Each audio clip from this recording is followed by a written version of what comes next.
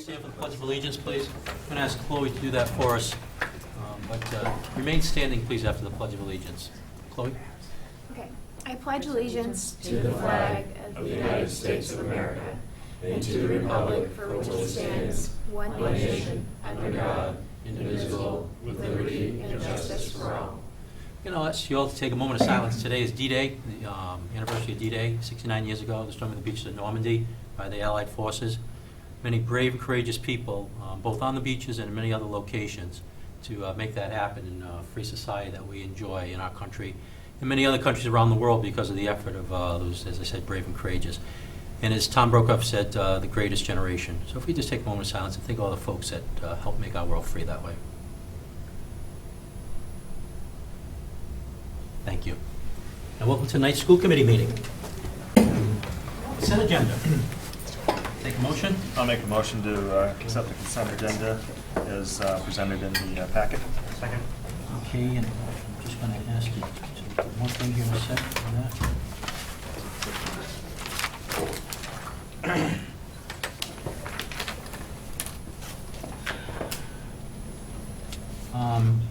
Only because I think it was the first time we, and I'm sorry, on page 79, and just tell folks, not everybody's going to know what RFP means, so if we could just spell out our request for proposal.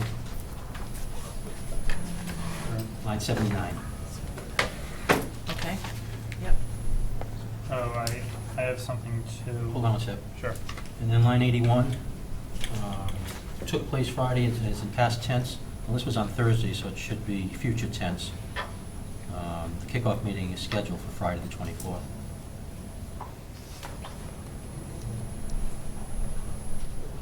And then in the world languages portion, which is line 115 through 121, just add a very short note there, discuss the Mandarin pilot program also. What line again, I'm sorry? Oh, anywhere between 115 and 121, where it makes grammatical sense to inject, discuss the Mandarin pilot program. Line 131, I think that we want to say, showed a short clip from the band's trip to Disney World.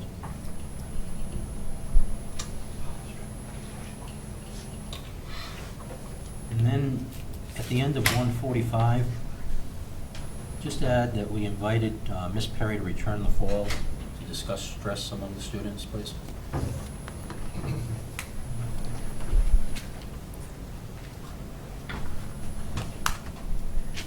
And this might be hitting what you're thinking about, Alex. Line 181, 182.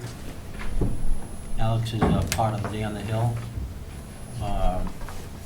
Let's put the names, please, in there. We have local state Senator Jamie Eldridge and State Representative Jim Asiero, rather than just local senators, please. Okay, Alex, go ahead. If we could also, while we're down there at 182, I met with both Representative Arciero and Senator Eldridge in the district, so in Littleton, not on Beacon Hill, just a minor point there. And then going back up to line 40 and 42, I believe the motion, that it should read motion carried unanimously. Chuck's election as vice chair and then Darrell's as secretary. Is that motion carried or motion carried unanimously? They should be unanimous on those. Okay. We're just going over the minutes. Yep. Nope. Okay. Nope. All set? Okay, so the motion was made. We had a second, as noted. Okay. Any other discussion? All in favor? Aye. Aye. Opposed? Carries unanimously. Thanks.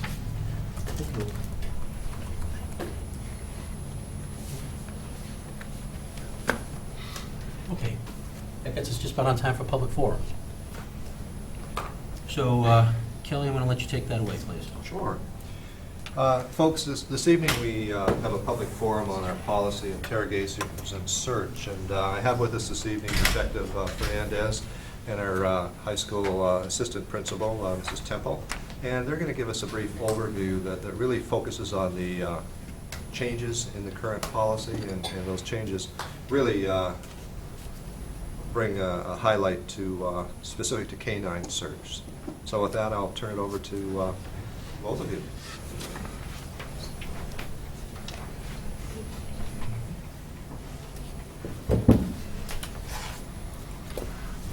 evening.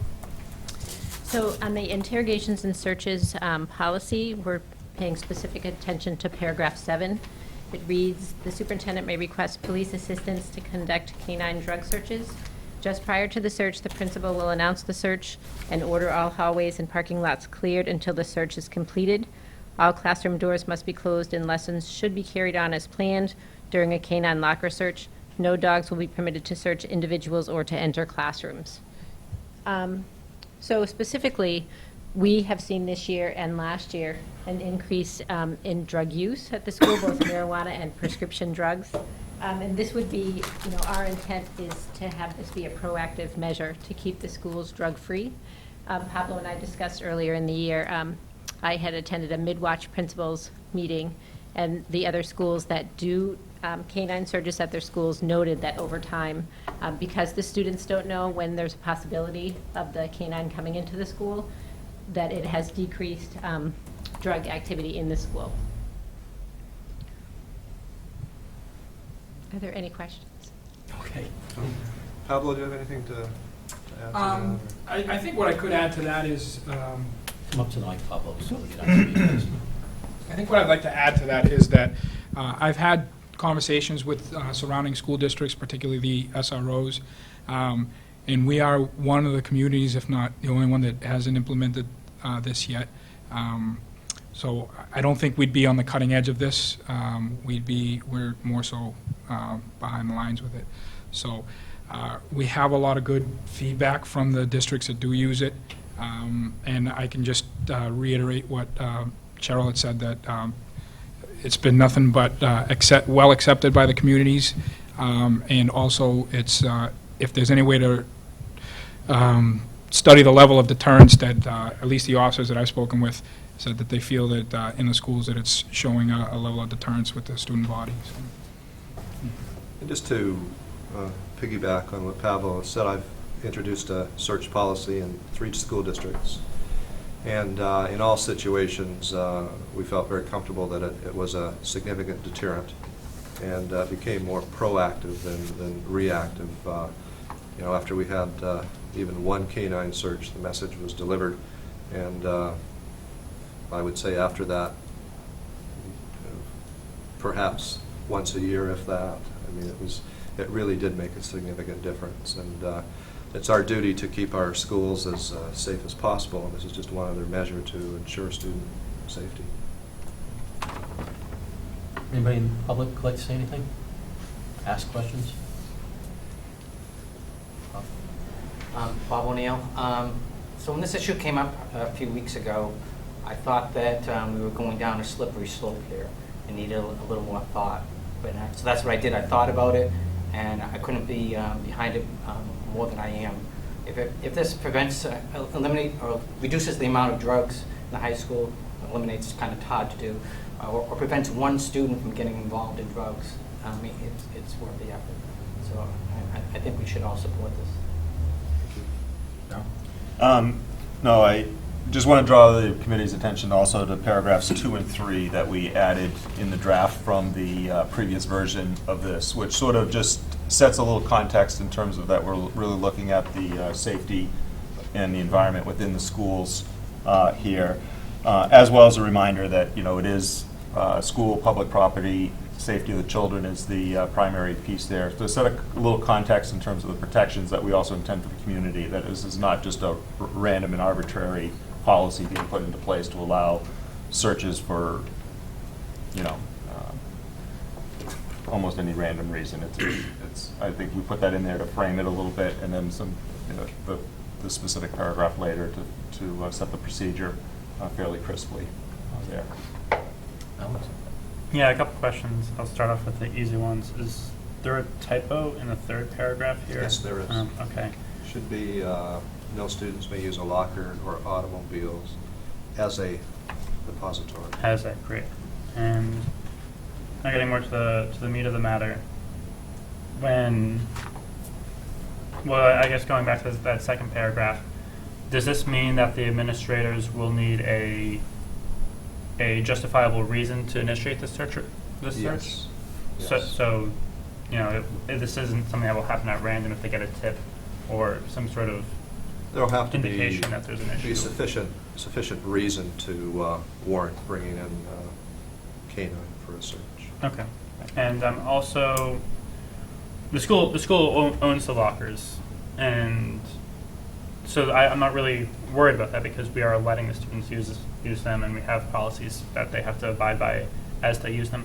I'm curious as to what if a student has a bag or backpack with them in the classroom, and what's the procedure there if we suspect they might have an illegal substance on their person or not in their locker? Would we then need a warrant? No. Cheryl or Pablo, have you answered that? Yeah, I mean, I think the goal is not to include classrooms when we're Right. doing the searches. However, my Ideally. experience with canines, they can certainly have a hit indicator on a classroom if narcotics or drugs have been brought into that classroom and it's fairly fresh. You know, I guess what I would add to that was if we do get a hit or indicator, it would be up to the administrators and probably the school resource at the time to decide how they want to handle that. With that being said, you know, the Supreme Court's already ruled that a canine sniff is not an unreasonable search. So I think if we were to form reasonable suspicion that there was a drug in the classroom because of a canine, we'd still be Within the confines of within the the law. confines of it, yeah. That's good. We also have to remember that this policy is not just about the dogs. I mean, the whole first part of this policy is actually about searches. So, you know, if the administration has probable cause, you know, you're not going to go through a backpack in front of the other 30 kids in the classroom, but Right. if you have a legitimate tip, Right.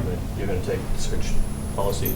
So I guess what is the process for that? Should in a hypothetical scenario where a student is suspected to have a substance in their backpack or bag or on their person, and they're in the classroom, presumably we call them out. Would we contact their parents before? No, it's spelled out in here. Spelled it out. Right. It's spelled out in here. I'm concerned as soon as practical. Maybe this is just me being nitpicky. I'd really like to inform the parents immediately. We have a guardian, right? Parents and guardian. That's right. That's a good point. And the administrator. Let's see. Where is it? The administrator will inform students of their constitutional rights. Is that? I believe I read. No, there are two things here, Alex. First of all, if a school administrator has probable cause, they do not need to legally contact the parents. They will contact the parents upon findings. If we involve the police, it becomes a different chain of command, Mhm. and then parents will be notified as a result of that. Is there any reason we can't notify the parents prior to a search? We're not required to by the law, but that doesn't mean we shouldn't at least consider. Our job is to ensure that students are safe.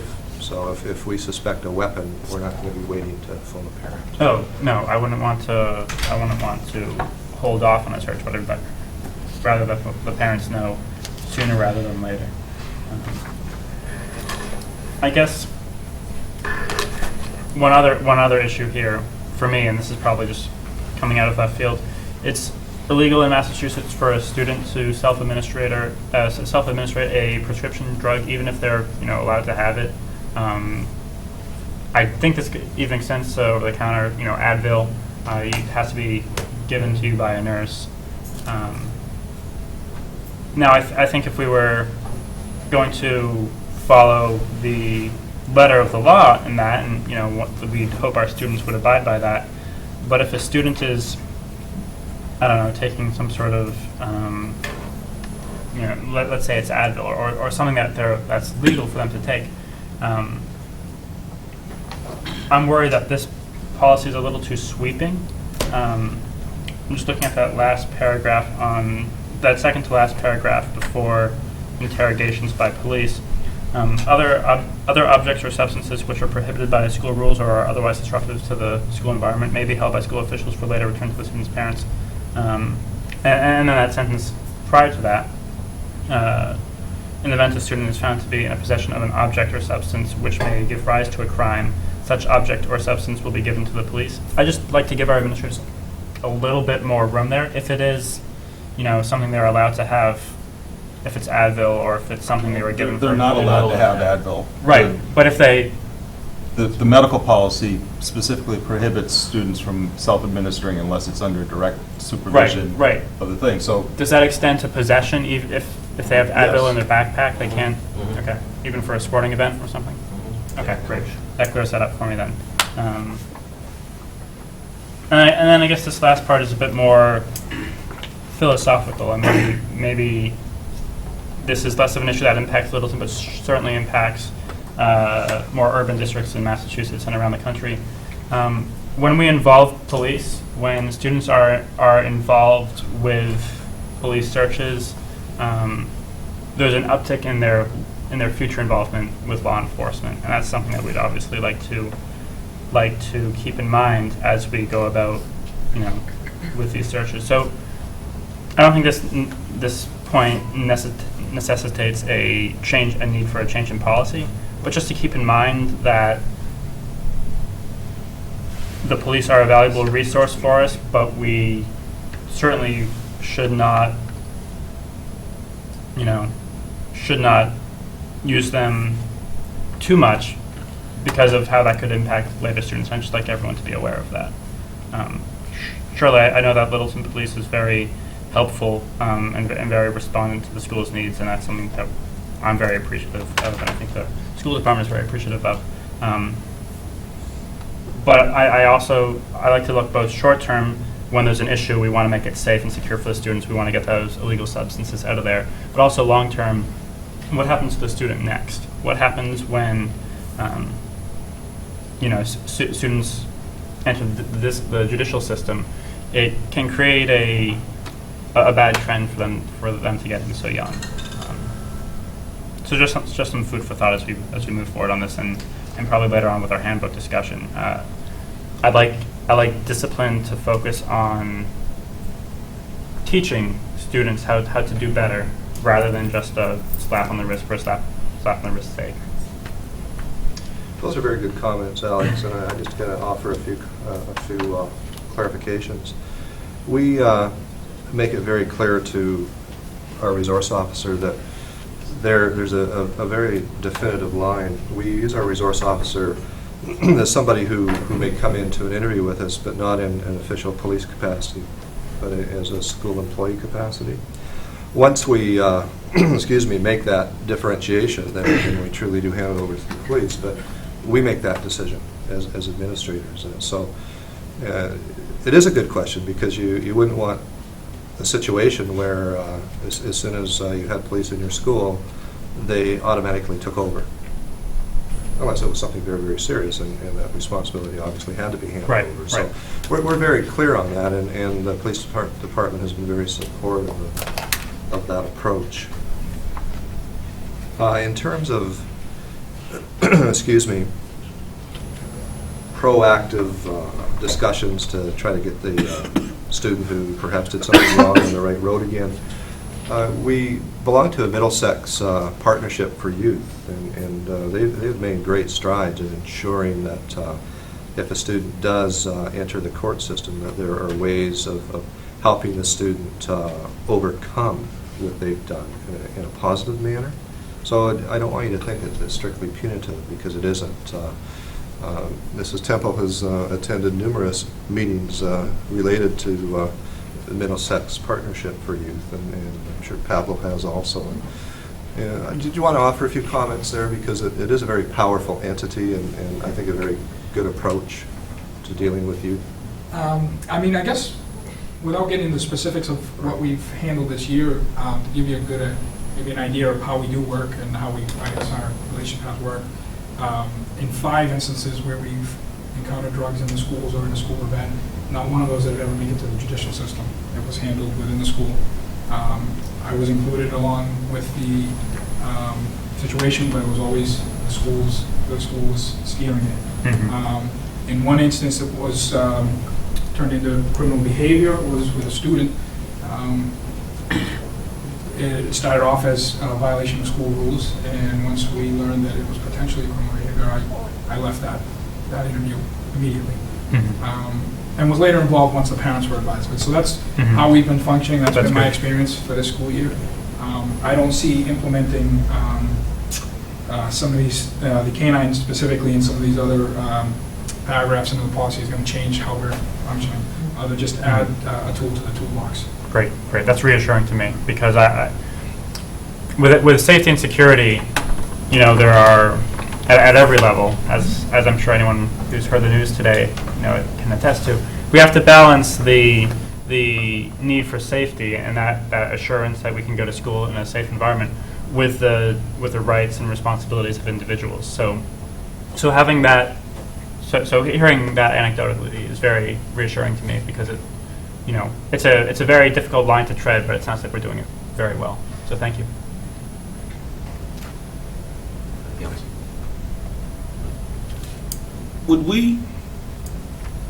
Is it conceivable that we would request police assistance without K-9? Oh, yes. Yes.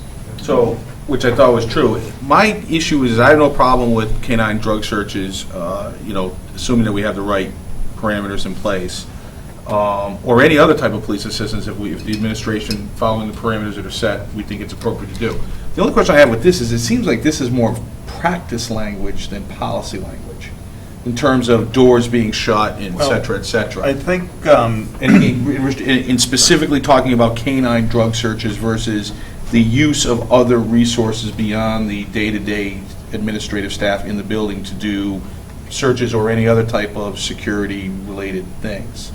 So I'm just thinking about, should the wording be changed to be more general and policy-oriented and let the practice be determined in another form besides the policy manual? actually, the superintendent and I discussed parts of this during drafting the policy here, and I was actually of two minds during this. I thought our existing policy allowed requesting police assistance, but based on the experience of the superintendent, he felt it was better to bring that forward as a specific decision by the committee rather than an implied authorization for the superintendent, mainly because it can be a very volatile public perception thing. And I was going on the experience of the superintendent's recommendation for just putting it specifically highlighted as canine search in here. Because I think we're all comfortable with the judgment of the superintendent to request police assistance, but I think just for I mean, that's fine. I don't necessarily argue that we should strike canine necessarily. I might just say conduct canine or other types of searches and just not limit it, the language to this. And what I'm really more struggling with is the idea of parking lots, hallways cleared, classroom doors shut. That, to me, that's not policy, that's practice. And like our other policies, we don't talk about how they're going to go about following the policy. We assume that they're going to figure that out, and we want assurances from them, and we expect them to be able to answer questions that we have about it. I'm comfortable with that. I wanted to make sure that the public discussion that occurred is what's occurring tonight. Right. You know, and if we, you know, and we can revise the wording for the second reading to strike the things that we don't feel are necessary to include in here. I think what happened there, as we were taking a look at this, the practices differ in different states, and you actually go from, in my opinion, very extreme searches where canines are actually permitted to search individual students in certain states. So we just wanted some type of differentiation, so people understood where our limitations are. That's fine. You know, that something like along those. Because the other thing I worry about is that if you decided you needed to change the practice and it's listed here, then we got to go through the rigmarole again. That's why I know we always have an eye towards the language of being general and practice outside the policy. But I understand if you do want language in there about things you can't do, that's policy. Things you can't do is policy. True. How you do the things you're authorized to do, to me, is more practice. But, I mean, I'm more than happy going to the second reading to come up with some verbiage, but if I know you guys are going to revisit it, I'm going to let you do it. Well, no, based on tonight's input, I'll Okay. if it's a sense of the committee to just back it more towards just the policy of allowing Yeah. versus any specific restrictions or procedures. That's the input I have. I mean, Okay. whether others agree or disagree is, we can debate. Nope. Chloe, you're a student there, what do you think? Oh, I think that this is a really good policy because I know that there are kids in the school who do participate in these kinds of activities, and I think that it's important just for them and for everyone to know that, I mean, obviously, Mr. Fernandez is on top of it, but like, it's a good kind of public demonstration that the school is committed. And I also think that it can kind of serve as an educational thing, like, you know, this is where you stand in the school, you know, we can look in your locker. I don't know if everyone knows that. So, yeah, I think it's great. It is first reading, has been annotated, spoken of. Mike and I understand your distinction between policy and procedure and just about everything else. In fact, Daryl did a bang-up job of taking a lot of procedures out of policy, separating them. Before we ask him to do too much surgery on this one, I just ask you to consider that actually the way it is written now, I think offers more protections because it is limiting in some ways versus just conduct search just any way you want. And I'm being, you know, Right. in extremis there. Right. I have no objection to Daryl trying to, you know, sort through some of the things you said and Right. come up with, you know, alternative wording. I think that's okay to, but I would ask not to eviscerate it. How's that? Is that okay? Yeah, that's fine. Because I think you all did a good job, you know, working to come up with what you did. So I'll leave that at that. And if we're all happy with that, that's the first reading, and then we'll get the second reading next time. Is that good? Sure. So, actually, just for, you know, just looking at the pieces here, the one item that is more of a policy item that I don't want to make sure if I edit the paragraph, the last piece here where it says no dogs will be permitted to search individuals or enter classrooms. Yeah, I think that should be in there. Okay, that's what I wanted to clarify. Yeah. Yeah, because that's a specific restriction that we want to have that is listed as more of a policy piece there, and I wanted to make sure I didn't edit the Yeah, I paragraph agree with that incorrectly. wholeheartedly. Okay. You know, I'm talking more along the lines About of... the doors closed. and- Exactly. Yeah, I can Exactly. fix that. And I would definitely broaden the use of police searches beyond canine, and, you know, canine or other types of searches, just because there might be reason why they would be in there doing something else and we need the dog, or don't want the dog, or the dog's not appropriate. You know? I mean, maybe, you know, the Komodo dragon is the right thing to use, I don't know. Pigs. Truffle. You know. Black marketed truffles in Littleton, who knew? Hey, Cheryl and Pablo, thanks a bunch. No, run off, because I want to actually extol your virtues just a little bit. You, Pablo, as the resource officer, have been doing an excellent job. We've got a good tradition. You had big shoes to fill. You're filling them marvelously, so thank you on that. I don't know that you're going to fill a shirt. He's a bit bigger than you. But very sincerely, it's a successful partnership. Chief Kelly here at the police department, the policy he has with you all on how you're used in the school departments, work with us all, with the teachers, the administrators, and the students. Some of the things we've talked about are not happening because of what you're doing. So thanks a bunch. Appreciate it. Thank you, Cheryl. I have a comment or a question on the interrogations piece of this. I apologize, I came in late, so it may have already been discussed. Yeah, you missed your chance. Ship sailed. Too bad, so sad. Go ahead, Lisa. I'm a little sensitive to the language that says that the parent will be notified as soon as practical, and in the last paragraph for the search. And then I'm also uncomfortable with, you know, the interrogations piece where again it says an effort will be made to contact the student's parent or guardian. It's an effort. So is it the law that the student is allowed to be questioned without an adult present? As long as we don't have official police intervention. The schools have legal custody of the students at that period of time.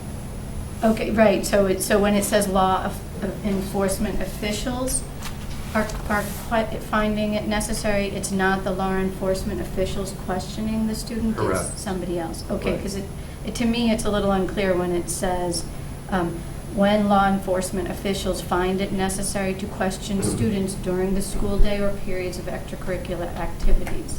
Okay, it says that the school principal and his designee will be present, but it sounds in that paragraph that it's the law enforcement official questioning the student directly.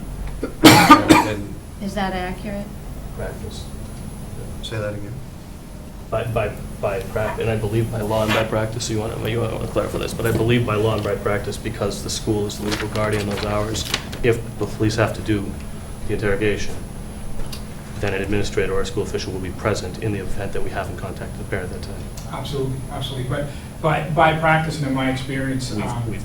yeah, we, In Littleton, we've right, contacted. under the law, 16 under, we won't speak with a student or a child unless the parent is present.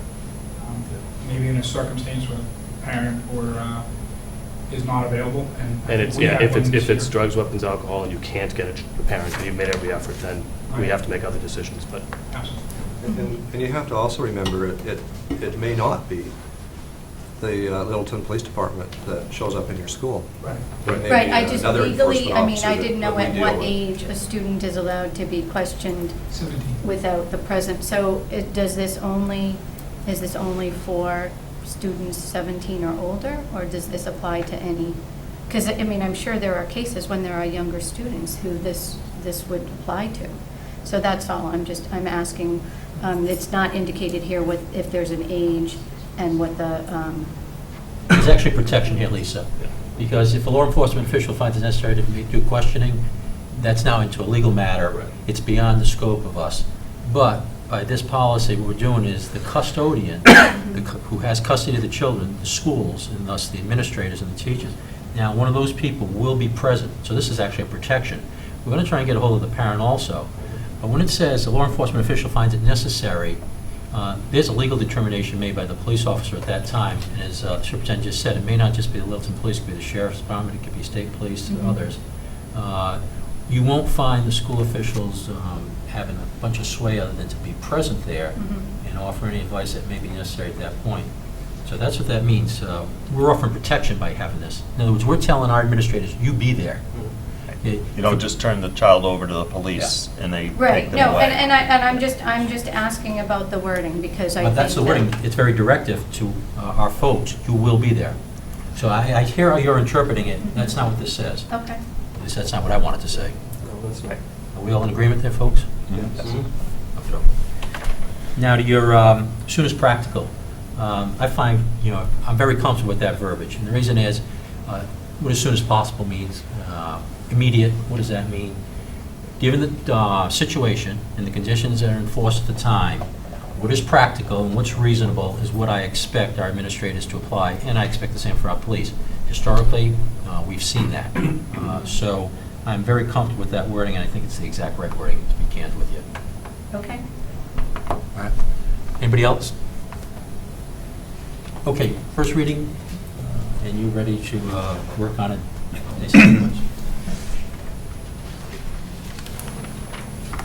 Thanks, folks. Interested citizens?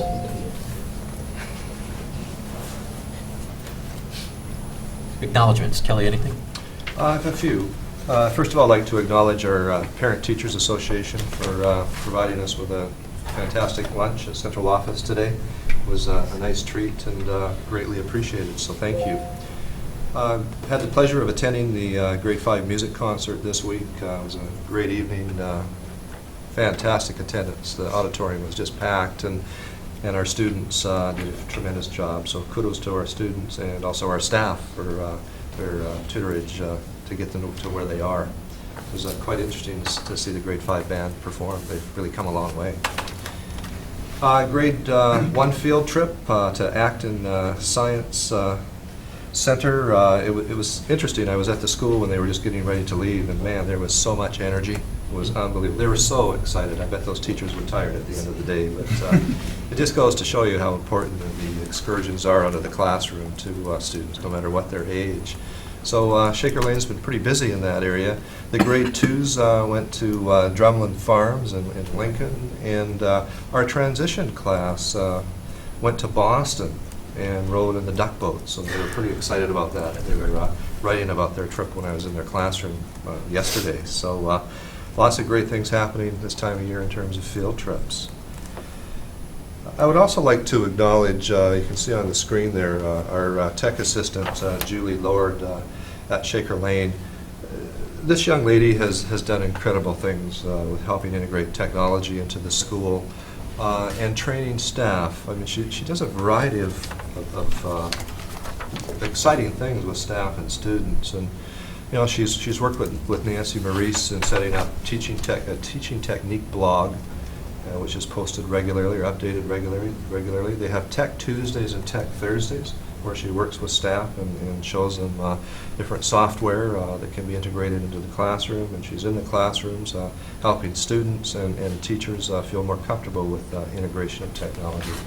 We really have to remember that we've had a technological transformation at Shaker Lane this year. Yes, we and there have. was a very, very steep learning curve for our staff. And I have to tell you, I sit back in amazement as to how quickly the staff started using the technology into their lessons every day. It's interwoven into their instructional strategies. So again, kudos to all the staff, and particularly Julie for all the work that she's done in this area.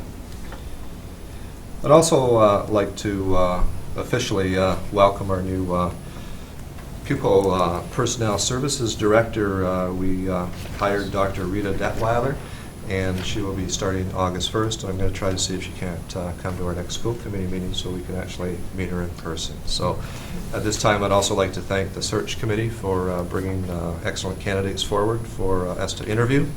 And we're excited to have Rita on board as of August 1st as we move forward. A reminder that high school graduation is tomorrow night, and for the first time in a number of years, it's going to be indoors because of the weather. So I think first time in 4 years, I believe. So it'll be a little different, but very special. And we're all looking very forward to celebrating our graduates' achievements tomorrow evening. And Mr. Chairman, Bob O'Neill was next on my list, but I thought I would turn that over to you. And Bob's committee, we would like to say thank you for your year of service here on the school committee. Appreciate everything you did for us, and that you're continuing on in this capacity with the pursuit of excellence. Thank you very much. My pleasure, thank Been a you. continuing trend. In fact, you've got more time in school committee meetings than anyone else in the room the last 8 years or so. Is that? And I'll just say, I mean, the fact that we can say thank you right to your face and without even having to ask you to come because we knew you were going to be here anyway, that says something. It really does. Any more acknowledgements? That's it, thank you. I would like to add a few things. There is so much, as you said, going on. Folks that helped at the high school senior send-off, that was wonderful. Everything that the work folks put into that, the volunteers coming forward, stepping up, which is just it's not a trend, it's just the way it works here in Littleton. Middle school, the band and choir, kids did great. Orchestrated well the entire event, Hillary, and Steve also. And then you now, how'd your act in Jazz Cafe Took go? a great turnout. And then one other, Starbase that Scott, you spoke to us about a few weeks back or so. They graduated this past Friday at Hanscom. What a treat watching that. The fifth graders, they were just loving it. And I got to relate one thing that happened there. They had 4 adults, and this is staff, the Starbase staff, plus we had our teacher in aide there also, Kathy and Zoe. But the 4 staff members are up there lined up, and the kids go up to get their diploma in a little packet and a little necklace type thing.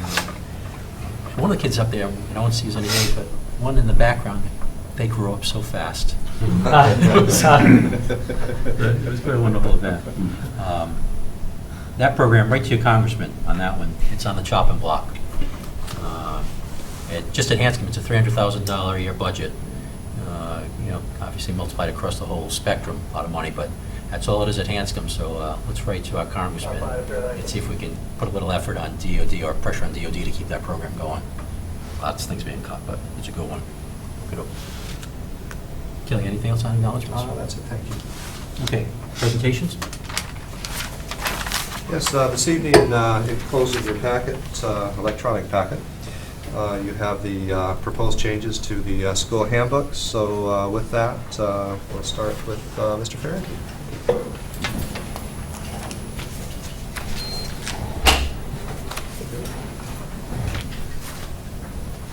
Other than names, the names of school committee members, the only substantial change in our handbook for next year is under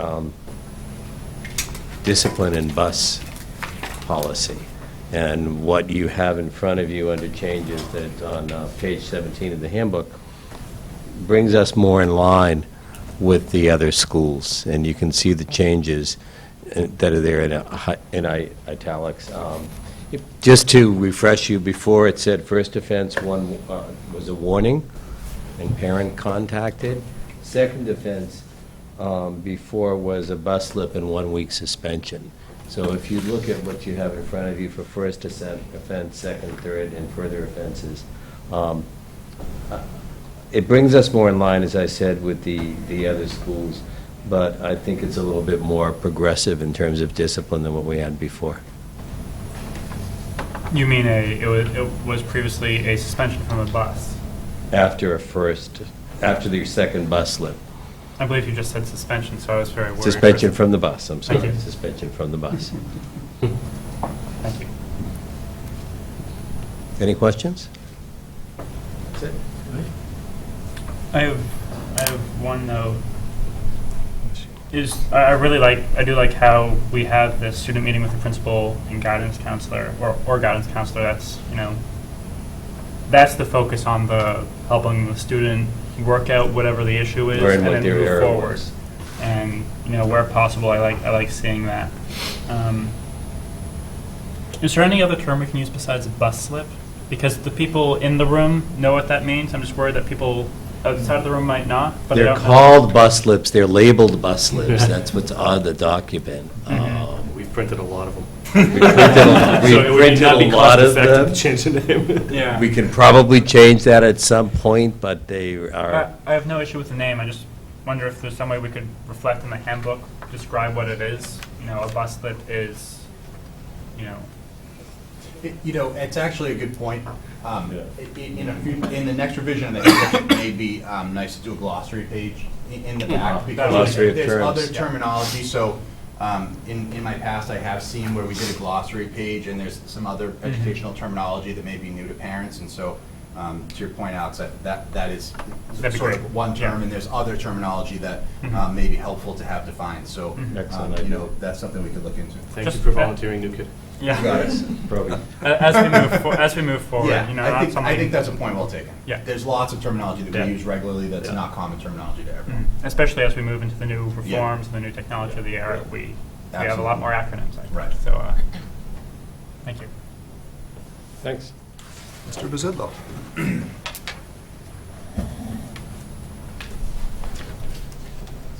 Well, good evening. It's almost embarrassing to stand up and talk about the Russell Street Handbook changes after Mr. Faraday. And as new principal this year, I've talked regularly about my philosophy about sort of coming in and watching and learning and acclimating and respecting the work that's being done. And the Russell Street School Handbook has taken on a significant revision shortly before I came in. And so the only change that we've made is the Russell Street School Council this year talked a little bit about playground safety, and one of the issues, as everyone here knows, we're an extremely athletic community and an extremely athletic school, and we did have some students that were arriving at school with hard baseballs and lacrosse balls, and so we took a look at ensuring that students realized that we needed softballs on the playground. And so, we added a line in there about balls that are being thrown, making sure that they were soft. So that's the minimal change to the Russell Street Handbook that we're moving to, and we decided to initiate it at the start of next year, so it wasn't sort of an abrupt change. Particularly with footballs this year, being such a big football community, we are moving to Nerf footballs at recess next year, particularly because students like to play this game where they all get at one end and somebody throws it way up in the air and they cluster in a huddle and see who's going to catch it, and some students tend to take it in the face. So we're moving to Nerf footballs and tennis balls and those types of things. So minimalistic change at best in the Russell Street School Handbook. Any questions or thoughts? No. You sure, Mr. Pratt? I was thinking about it, but I. You remember the hard balls when you were in grade 5? Right. as well? I try not to. As long as they're throwing and catching something, I'm happy. I agree. Keeping them safe and keeping them active. Like, we used rocks when I was a kid, so I mean, balls We was didn't like have an choices advancement. like that. Lots and wooden bats right there. left you plenty of time, Mr. I Brown. was just thinking, there's no way I'm beating the 2 minutes there. Scott? Yes, sir. Using Nerf basketballs? No.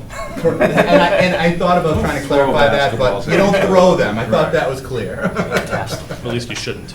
Yeah, you shouldn't. I was gonna say. If you're gonna throw them at each other, you need Nerf ones. You're gonna play dodgeball, but you don't use a basketball. So before I start, I just want to ask a process and an order question. The homework presentation we're going to give, the homework policy is actually part of our handbook. So would you prefer that I do these 3 changes and then the homework policy, or do you want me to Do you sit want down? to do the homework, and then Beth can leave if she wants? or- That's what I was thinking. If Yeah. I'll do these quick, 3 Okay, policies guys? quick. Yeah, that's fine. And then just let the high school go after me. So you have the tardy policy. I'll do the short policies first. I'll do the short policies first, if that's okay. The ones that are already up there. So we had nice conversations around the tardy policy. I have struggled with tardy policies for years. It's, at least at the middle school, it is most often not the child's fault. Yet, most traditional school policies punish the child for that, and the law is actually on the parent for us to get our children to school.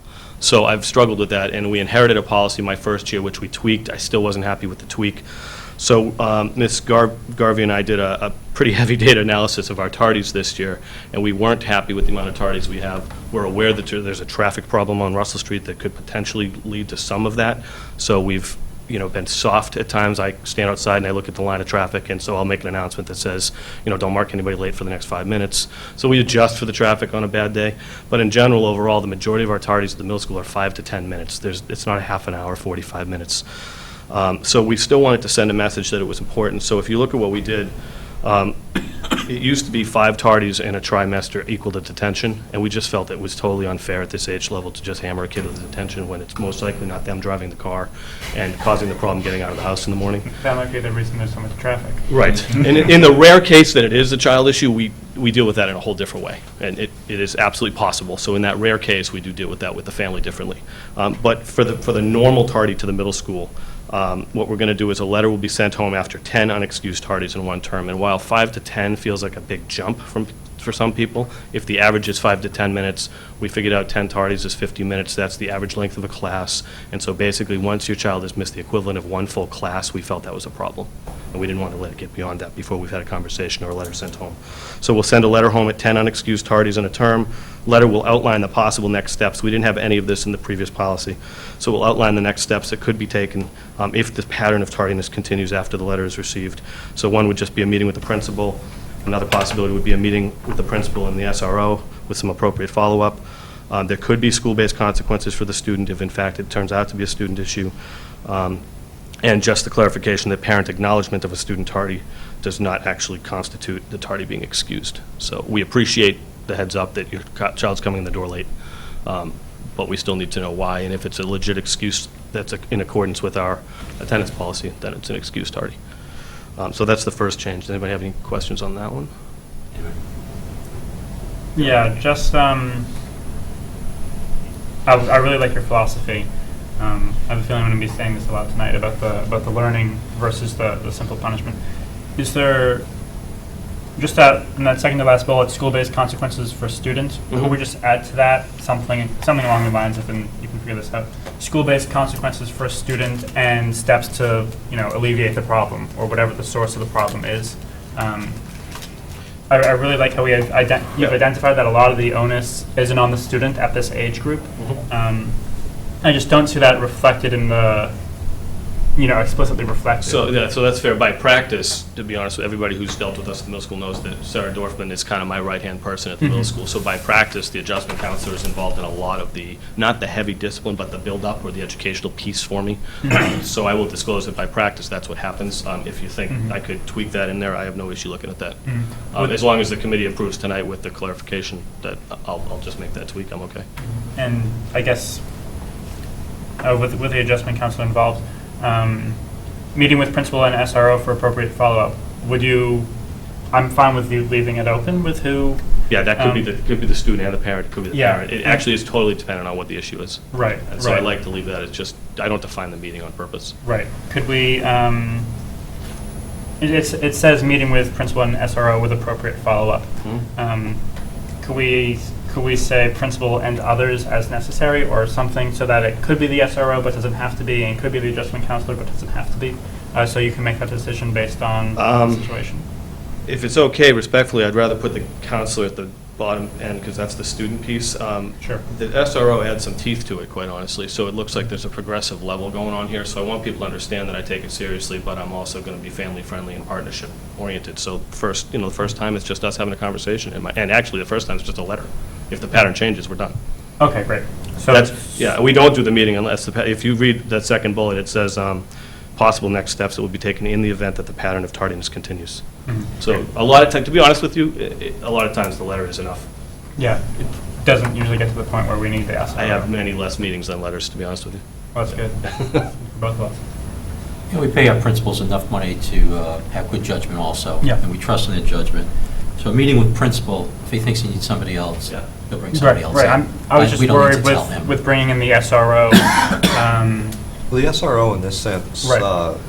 by law, every district has to have an attendance officer. Right. And the SRO acts as the attendance officer. Right. I was just worried that we might be, restricting you here. But if the first meeting is just, second meeting, you can bring in whoever you want. I'll take a look at that third bullet, though, and talk to the school council about putting in the counselor in the future, and that's sensible to me. I'm okay with that. Thank you. The second one is a grading change, very small change. If you scroll to the bottom of that policy, it says, at the end of each trimester, students will be eligible for high honors honor roll status. And then the next sentence reads, all classes that are graded count towards the honor roll. And then it spells out core academics and unified arts classes alike. This is actually a suggestion from a parent who wanted to remain anonymous, who had a question about this at the end of the first trimester. Apparently, I gave a really good email response, and then the parent quoted me back and said, if that sentence was in your handbook, I wouldn't have sent you the first email. So if that parent's watching tonight, you made the handbook. Anonymously. So, I do take feedback anonymously. But the parent was totally right. I read the policy and went, oh, yeah. So we just grabbed that, popped that in there. That's really the only substantive change to the grading policy. It's really just, you're just spelling out what was practiced anyway. It was practice, but there were some, people weren't sure, I think, to be fair, so. Okay. And then the school closing and delays, I believe we changed in all of our handbooks. That's correct. Right. That's going to be standardized. That came right from Steve, and it's standardized in all the handbooks now. So then we're good to go to homework? Homework. Is that good? So I'm going to have Ms. Beth Morgan come up, who chaired this homework study group with me. Oh, I can't move, can I? It's going to make sure it works. Oop, it works. Awesome. Okay, so Ms. Morgan is the history teacher in 8th grade. She is also on the school council as the co-chair of the school council, I believe. And she also co-chaired this study group. So there's a lot of slides, but we're going to go very quickly so that we can kind of get to the meat of the policy. But I put a kind of a process slide together for you, and we'll get it up on probably the district and the school website as soon as we can, if anybody wants to take a really good look at it. So this is, can I move? This is going to bug me. So we talked about why did we do this, and so this is a nice quote out of from the Harvard School of Education Journal that says, the debate over how much schoolwork students should be doing at home, thank you, has flared up again, with one side saying it's too much, other side saying in our competitive world we're still not doing enough. So that is what's going on all over our country right now, is this yin and yang between do we have enough homework or don't we? So we felt like that was an important thing to put right out of the gate, and this was actually the title of the of the article. And just so you know, there's a whole history, the history teacher loves to bring this up. There's a whole history in our country of too much homework, not enough homework, too much homework, not enough homework. So this is a pattern that the U.S. has followed for a while, depending on the current climate of the world and our country. And I think it's pretty hot right now in education, so you can find literature that supports whatever you believe. So I just like the visual here, so you can check this out online and get a better look at it than you can on the screen. But this is just a kind of a funny representation of what's going on out there. And there's a great quote in here that says, a study can be found to support any position as long as you ignore the other data. So we kind of took that to heart to make sure that when we studied all the data we studied on this, we weren't just looking at one side. So that tug of war in the middle there on that visual is really kind of what we did for almost an entire calendar year to get this work done. So here's some good quotes. I promise I won't read them. Just take a quick look at them. These are just to give you some ideas of why we did this. One of the quotes says simply that homework reform really can be a catalyst for school reform, and we really found that this year. It really caused us to talk about our grading policies, teaching strategies, communication on team and with the community. And so our intent was just simply to create a kind of a current homework policy that reflected the times we live in. And we actually found that it was much more beneficial than that down the road. So the process was really healthy. And the last sentence of this next quote is really important to focus on, that homework policy should give individual schools and teachers flexibility to meet the unique needs and circumstances of their students. We didn't want a cookie cutter policy. We wanted this to be the Littleton Middle School policy. And it was reflective of our community and our kids and what they need, and what our faculty felt that they needed to do their job well. And that's an important distinction, so you're not just taking ideas from communities that are not like Littleton and superimposing them on us. So we did a lot of work to make sure this fit the culture and climate of our community. So during the 2011-12 school year, the school council decided that it was time to conduct a review of the current homework policy. We then determined that a study group would happen this year. Ms. Morgan and I agreed to co-chair the group. I don't know if we won or lost that coin toss, but I love studying homework. So somehow we got it. We met all summer and early in the fall to develop a purpose statement, to design the committee format, to review the literature and common practices, and then to create the invites and the first meeting agenda. And all of that happened probably up through October or so. Again, I won't read these. This is just to prove that we actually invited people. So we did send out the invitation to the parent community through our welcome back letter, and spelled out what the homework committee was going to do, and asked people to join and let me know if they were interested. And I did the same thing through my welcome back letter to the faculty, and asked for faculty members to join the committee. So these were our study group members, myself and Ms. Morgan, faculty members, Mrs. Ryan from the special ed department, Ms. Dorfman, our adjustment counselor, Ms. Stevenson from the 7th grade science, Ms. Schultz, our 8th grade math teacher, and Ms. Sherry Imbrogna, Ms. Elizabeth Armento, and Ms. Lynn Baker were our parent representatives. And the time commitment, we met a total of 10 times on the following dates for 2 to 3 hours. And this does not include the countless hours of homework. Stop for the laughter. Done, thank you. Done outside of the group session, analyzing literature and common practices. These people worked a lot. And you'll see the process we went through. They did a ton of reading, a ton of analysis, made phone calls, emails, reached out to probably 15 to 20 schools in Massachusetts to put this thing together for us. And really, I floated in and out of the process.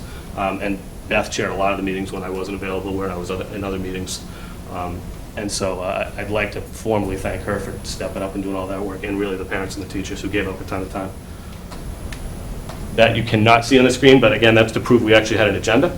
So this is just a sample agenda. What's important in the agenda here is that we defined 4 themes that you're going to see throughout this. We talked about purpose, time, quantity and quality, assessment, and role of parents.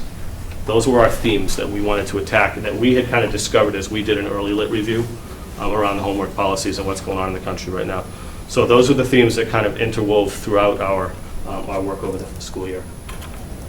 This is just our little bibliography. These are examples of some of the literature that we reviewed, and it was a pretty balanced lit review of literature that was on the we hate homework side versus we need a lot of homework side. So we made sure that we kind of had a pretty fair and balanced look at what was going on. And this is just a sample. Some people actually brought in their own articles. Some people brought in other policies.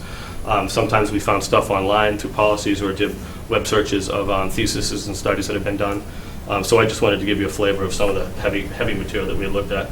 The material was read ahead of time, and Beth created a Google document that was shared with the study group members. This document allowed the group members to document their thoughts at their own pace prior to the next meeting. Members were asked to document interesting points and ideas to possibly incorporate at LMS. So we had a 3-column thing going, where one column was the actual piece of literature, and then we could all put in asynchronously at our own pace what we liked about it, what we found was interesting, and things we thought could really apply to LMS. We followed that process through every piece of literature we studied. So we didn't waste any time when we got to the meetings. We just talked about the Google document, and we talked about our knowledge base. So there was homework. I mean, people were reading ahead of time. People were coming to the meetings prepped. and opinionated and ready. And that's just a quick snapshot of what that Google Doc looked like. So on the left side, you can see that that was the classroom instruction that works from Marzano, a whole bunch of interesting points down the middle, and on the right side, some ideas that we thought we could use at LMS. And we followed that through every single research that we use. We also did what we called a review of current practices. We originally called this best practices, and then we realized not everybody had best practices. They just had current practices. So we renamed that. And we reached out and we made decisions to review the following top 25 schools according to MCAS ranking, and we focused on their 8th grade scores just because we had to pick something, so that was the exit test of middle school. And we also studied other local schools that were selected by the study group. So this is a disclosure of all the schools that we had studied and took a look at. And some of the random ones just are like, I live in Wilmington, some other people live in other places, so it's that, or I saw something online that I liked, so there's, that's the local, the mix of schools. So then we also did a review of current practices Google Doc in the exact same format. So on the left side, you'll see Lexington, then you'll see Belmont, and we went right through all of these communities, and we tore apart all their policies and belief systems around homework, and we did the same thing, interesting points, and then things that we thought we could steal or borrow for Littleton Middle School or adapt. You created the survey, is that right? Mm-hmm. So Beth also created student surveys, which we thought was important feedback to get. So one class per grade was given a student survey. So we had 6th graders take the survey, 7th graders take the survey, and 8th. And the survey focused on environment, such as their location, where they do the homework, and how distractible or what else are they doing at that time, habits during homework, and other non-school commitments that they had outside that bump up against homework or cause homework to be stressful in their family. And we got some great information. We found 2 bullet points here. Basically, generally speaking, homework is done in all sorts of locations and ways while dealing with a variety of distractions. And most of us who are thoughtful people can just come up with a hit list of distractions and a hit list of a variety of environments. We didn't feel it was appropriate to spell them all out. But there's no right. There's no common ground trend in Littleton. Although I was surprised at the number of students who said that they didn't do anything while they did homework. I was pleasantly surprised that we got more tallies than I thought we would, but there's just it's all over the map. It's just, there's that's the only conclusion you can really draw. And like the last bullet says, the literature we read is a little older. Let's say, I think maybe 2009 or something might have been like the latest book. So none of the books address the students of 2013 and what they deal with and distractions. And so I thought it was really important to look at that because none of the research, at least that I'm aware of, really addresses this. And I think there's a lot of distractions out there. Oh, that's too bad you can't see that. All right, so we did a homework analysis in the middle school. We did a full homework percentage analysis, and you'll see this if you pull it up on the website. So we broke out every teacher's rank book for the committee, whose homework is 5%, whose is 10, whose is 15, whose is 20, whose is 25, whose is higher. And then we broke all of that out and did a study of that and found that the majority of our faculty was under 20%, and a great majority was actually under 15%. And we had a few people who had hybrid homework, so it depended, they had different types of homeworks. So some were 35% or 28%, but they defined homework in different ways, in their own unique ways that they spelled out ahead of time. And then we found one person with a 25% and one person who had lumped homework and classwork together as a 30% grade. And so we thought that could be potentially misleading, or gray, or give where the teacher sees flexibility, parent or student sees gray area. But it was a really interesting study that caused the two of us to have a real good handle on where we were. We then did a faculty professional development session on the 23rd of January, which was a fantastic half day that Beth and I put together, where we talked about intended outcomes for that day. We wanted to provide all of the faculty members with an overview of the work that was being done by the homework study group, and we wanted to provide time and structure for the faculty to discuss and reflect on the topic of homework particularly. And we worked with these 5 guiding questions. What's the purpose or value of homework? I guess there's statements as well, huh? Meaningful, high-quality homework should look like or include, and then we had examples given. Assessment of homework, how can it or should it be assessed, and what should the overall impact on the student's grade be? Time, and how do we define that, and what are the struggles with it, nightly, weekly, weekends, vacations? and generically what issues and struggles are currently associated. And so we did the old school chart paper thing. We didn't go tech on purpose. So we had the old school chart paper thing. We had different colored markers. Beth broke the faculty into teams for no rhyme or reason, just random teams. We had them go right around and really write. And then we had breakout sessions and conversations that were unbelievable. And those conversations really led to us coming back to the committee and to say, okay, here's where the faculty is, here's where the research is, here's where all the communities around us are, and also where the students are. And that really helped us to start to develop a policy. So then the study group reviewed all the data collected. Over the course of many face-to-face meetings and asynchronous online work, we drafted a policy. Ms. Morgan and I then met with all 4 faculty teams. So we went out and met with the 6th grade, the 7th grade, the 8th grade, and the Unified Arts team to review the draft and to collect more feedback. And we did get suggestions and changes that were taken from the faculty in that second round. We then went back to the study group. They reviewed the feedback, finalized the policy. We then presented it to the school council, who had not seen anything. They just heard some soft updates throughout the course of the year. And the school council took a look at it about a week ago. It actually was very pleased with the meat of the policy, and then it approved it for inclusion in the handbook for us to come here tonight. So these next 4 slides just break out the policy. And so we have a purpose statement. We felt right out of the gate we needed this before we could do any work. So I think that took 2 meetings. Yeah. It doesn't look like a lot of language, but the whole thing hinges on a purpose statement. And we do think, and the research supports this, and our philosophy supports it, there is a place for this. And everybody in the room, most people know that I'm a professional musician by trade. So what I've said 100 times over, and athletes could make the same argument, is that I would be foolish to say I will never practice my instrument, yet I'll show up to the concert and expect to play and perform well. So I would never say practice is useless, and a soccer player would never say I'm just showing up to the Saturday game and never working on my craft in practice.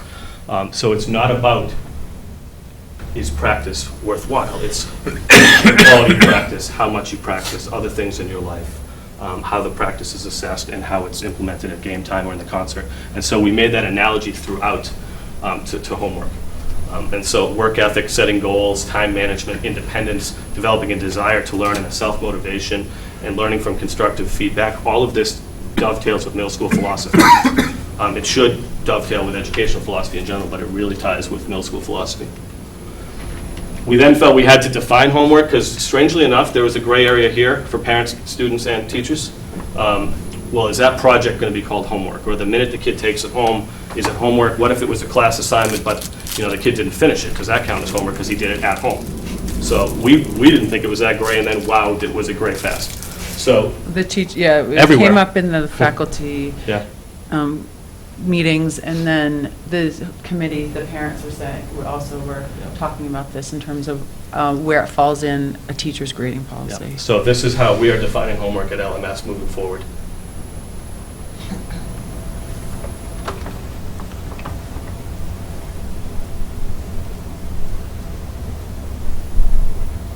And I know you can't read these, and I promise I won't go through them.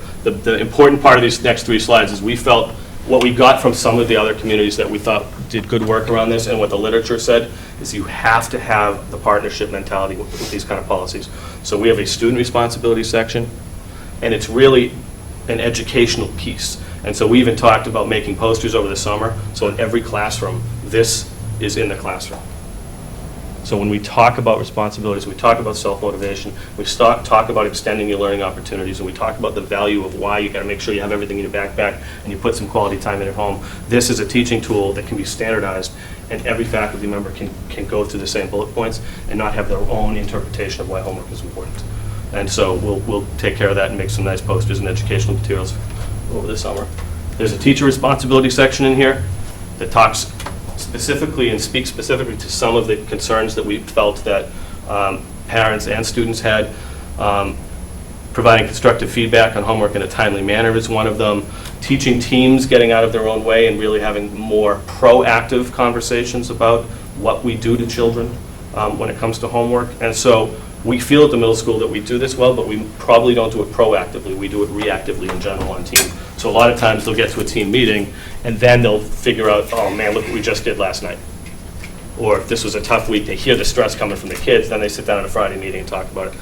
So we've just put some language in here to talk about being proactive around that and making sure, and I'll use Ms. Morgan's example. She knows that one of her colleagues, or two of her colleagues, don't give homework on Fridays, but they hit Monday through Thursday. So she has made a professional decision to get out of the way those nights, and her kids know that I'm going to give an assignment on Thursday or Friday that could be done overtime and due on Monday or Tuesday. And that's a decision she's made knowing what her team does. And so if you start to analyze that grade level, they won't get 4 major academic subjects on the same night, and that's an important thing to know. And I actually am embarrassed to state out loud that I don't think I knew that until we held the committee. So, but that's a fantastic practice. So we'd like to see more of that happening across the school. And then, go ahead. Oh, no, I was just going to say, the main point he's talking about is the third to last bullet. That's the proactive approach for the teachers. The second to last is the reactive, in that, oh, you know, when you realize that the kids got overloaded, you know, how are we going to prevent that in the future? Or to, you know, think about times when that might happen. And, you know, the science fair is big in 8th grade, so you have to work around that. Mr. Levine has his moon myths at the full moon. You have to, you know, you have to kind of balance everything, and if you want the kids to do your homework. Right. So it's, I think that's the third to last and second to last bullets are what he's referring to. And then we have a parent-guardian responsibility section, which we think is really important. It's suggestions, basically.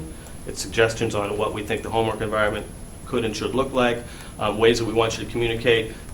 It also spells out some of the practical tools and things that we have out there. So calling teachers or emailing teachers or using websites if they're available. There's also a piece both in the student section and in the parent section around advocacy. And as kids go from 6th to 7th to 8th, we heard this very clearly, and we've heard this in other meetings recently from high school teachers, that as kids grow, you want them to develop that self-advocacy piece and that dedication to individual learning.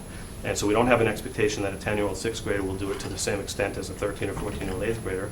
And we know that just because you're a 14-year-old 8th grader doesn't mean you have it yet. But we want to build structures and strategies that support that. So there's a release mechanism in this parent and guardian piece that speaks to a protocol where we do want students to feel like they can talk to teachers about how they struggle and where, so it's just not automatically a conversation between two adults who forget the kid's really the one doing the work. And so that's important. And so really they're heavy-handed suggestions, but they're really steeped in literature, and they're steeped in practices from other districts that we felt were really important to spell out. Well, for the parent, I mean, the parent-guardian responsibilities, you know, I think of myself, and my son was in kindergarten this year. I know 8th grade, but I do not know kindergarten. So you imagine someone with a first-time middle schooler. This is a no-brainer to some parents, but not to every parent. And so, or even in 8th grade, maybe they didn't have homework struggles in 6th and 7th grade. I think this section hopefully will be really helpful because it gives a lot of guidance and practical suggestions on how to approach homework issues, because they pop up every year and we get emails and frustrated parents every year. So hopefully this will start to help with that. I have a middle school daughter myself, and Ms. Dorfman has on multiple times schooled me on the difference between heavily assisting and supporting. And it's an occupational hazard as a parent. And so you have to get out of your own way, and you have to build your child's environment to be able to show you that they did the homework, and maybe you point out that they need to go back and look at page 2, but you don't circle the error in number 3 and then write the answer. And we've all done it. And so there's some nice little things in here that I think we did a good job with. So this is the last 4 really important parts here. 4 components that we talked about earlier. Time. There is research out there, some that speaks to the 10-minute rule. 10 minutes per grade level. So 6th graders should do 60 minutes a night, 7th graders 70, 8th graders 80. There's a ton of research, though, that really states what this first sentence states, and I am going to read this one because it's important. The amount of time a student spends on homework per night may vary with each child based on factors such as motivation, processing speed, homework environment, interest level, and student management of long-term assignments. That right there is fact. It's knowledge that we have as parents and teachers, and it's all steeped in research. So based on that, we decided we were not going to cap a number. We were not going to just put a generic number up there, because everybody does work at different paces. We want quality work. However, we're very conscious of the Youth Risk Behavior Survey. We don't want to continue to push the stress level in Littleton, particularly at the middle school around schoolwork anxiety. So we did put language in here that says if your child spends in excess of 90 minutes on homework per night on a regular basis, and we even defined that, which is lasting more than a week, parents are then encouraged to review these above factors as they relate to the child, and then if needed, contact the teaching team or the adjustment counselor for discussions around why the child's taking that long. So If they feel it's a problem. So there are some students who do Thank you. not complain about, if they're doing 3 hours of work, that's because they do such good work and they're so meticulous and careful and thoughtful that that's how they want to do their work. But, True. you know, so it's kind of like, if it's an issue for a particular family or they're frustrated about the amount of homework being done. We have weekend language in here that I think is going to make the community extremely happy. We looked at a whole bunch of policies around the weekends. We're not comfortable just banning weekend work. And parents, right, even though we had a small representation of parents, even just within the small representation of parents, we were divided on this. Some parents, including myself, if it's long work, with the busy, hectic lives we live Monday through Friday, value the opportunity to say, look, we can sit down on a Saturday and get a little work done together and help each other, especially on long-term projects. Other parents, that is not their style and that is not what they're looking for. So what we put in place is that the LMS leadership team will designate a homework-free weekend per month. And we will disclose that right out of the gate before the first week of school so that the families and the kids will get 10 weekends a month totally homework-free. And I think we figured out that there are 8. A lot of months, yeah, for 3-day holiday. 8 3-day holidays or weekends. 7 at Yeah. least. So if we're smart, we'll line these up with the 3-day weekends so they're really getting 3-day weekends over the course of 7 or 8 weekends and then 2 more. And so teachers will plan accordingly around that. Families will be able to plan accordingly around that. That is a huge lift off the shoulders of the children and the families, I believe. The faculty was totally on board with this. Totally on board with this. There was no dissension. There was no heavy discussion. They just said we need to know ahead of time and we need to be thoughtful planners on this. We talked about, there's a little more language in here about not assigning any new homework to be completed over these weekends. Quizzes, tests, or long-term assignments also will not be due for the Monday or the day that follows these weekends. So they're not going to sneak in and say, well, you got no homework, but you got to cram for a test that's that next day. So we made sure we put provisions in around that. And when appropriate, obviously, we would like students to know that it's still okay to work on long-term projects and study for upcoming tests if you want to on those weekends. Make up work if you've been absent. Right. So that weekend policy is we feel really proud of that work, and we think it's a nice shift. School vacations, another huge conversation all across the country, has been a heated conversation at middle school. So we made a nice statement here that school vacations provide students opportunities to unwind and spend time with friends and family, and that in recognition of this fact, teachers will not assign any new work to be completed over the December, February, or April vacation, starting next year. Quizzes or tests will not be scheduled for the Monday following vacation. And in the event that long-term assignments are given around a vacation, they will either be assigned 1 week prior to the vacation or will be due 1 week after. And this is under the assumption that the project can be completed in 1 week's time, according to the teacher. So we're going to ask them to build in a buffer. So if you are going to Florida and there is a project, you do not have to take your kid to Florida and do homework with Mickey Mouse. You'll be able to enjoy that vacation. If you're not going anywhere like my family, and you want to get that project done, you may get that project done in between having cocoa and going sledding and doing all of the other things. So we feel really solid about this school vacation policy. There will be no new work, and in the event that a project hits, it will be very thoughtfully placed, and it will not be given on the Friday before vacation and due when you come back. There will be at least an extra week buffer built in there on either end. And I'm not sure a lot of teachers assign work over vacation, Right, but there are, right. I mean, there are some that it might happen, but, Yep. so it's not, I don't want you to think that it's like has been common to Yeah. assign projects for vacation, I think. I don't think it happens frequently, but But I think it is a there's- good guideline Yeah, for the and there's been enough teachers. conversation out there around it that we wanted to make it important. Summer vacation was not an easy conversation. It's probably still not an easy conversation. This is probably a compromise out of the entire policy. Do the public schools or does any school have the right to control what kids do after the 10 months calendar year? I'm not going to answer that publicly. Is there research out there that supports extended learning? Yes. Is there research that says summer work moves a kid from one level to the next? No. There is zero research that says that we could find, I will clarify, that says if your kid is an average, below average, above average child, and they just do summer work on their own without the instruction of a professional, that they will move from point A to point B. Inner cities, big districts that have summer programs where kids come in, they make massive gains with those students. But there's no research out there that supports a kid moving. There is research that supports maintenance and maintaining and keeping an educational commitment. So we tried to blend those two things in this policy, and we basically, again, said that summer vacations provide students and families opportunities to unwind and spend time with friends or family. Additionally, they provide students the opportunity to pursue their own interests and enrichment. And then we did make the statement that summer work does help some students maintain academic skills and habits of mind such as work ethic, organizational skills, time management, and a level of independence. So we will have some summer work. We've pared it down. If possible, teachers are going to assign summer work that includes choice, because a lot of the literature talked about students making choices in that work. The ELA department has already rallied around that and has taken a look at their books and their summer reading. And in the 8th grade, they have cut an entire required book out. And in all 3 grades, there's going to be student choice, just based on this policy, which has just recently come to fruition. So all of that has happened quickly. In the other content areas, students may choose to complete a packet, a project, or recommended web-based assignments if offered. In ELA, students will be required to read no more than 2 books per summer. We came to that decision after talking with the ELA team and said, how long does it take a student at the middle school to read a book, an average student? And they said 3 to 4 weeks for a book, if we're doing it in an organized fashion. And we said, then you can't give more than 2 in the summer because you're running out of weeks, and we really can't this summer. So we felt that 2 books is appropriate, especially if one is a choice book. In the other content areas, summer work will not exceed more than 2 school weeks worth of homework, 15 to 20 minutes per subject per day for 8 to 10 days. So we're not going to give out any work that says I'm taking away a kid's whole summer.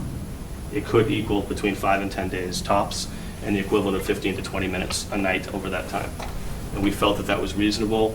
We felt that that was allowing students to maintain, to get a flavor for what might be coming in the following year, but not stealing their entire summer away, which I will tell you as a parent in another district, I felt like that happened to my child last summer.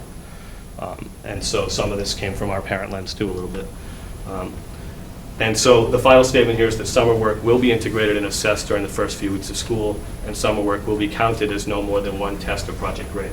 Parents really felt like it should be graded if you make a student. If the kids did the work, 1, it should connect to a learning activity when they came back to school, and 2, they should be held accountable for doing it or why it's sent down. And so that is the end of our policy. Shelley, want to add anything? Yes. Just, first of all, I'd like to thank you for not just dipping your toe in the water, but jumping in its entirety.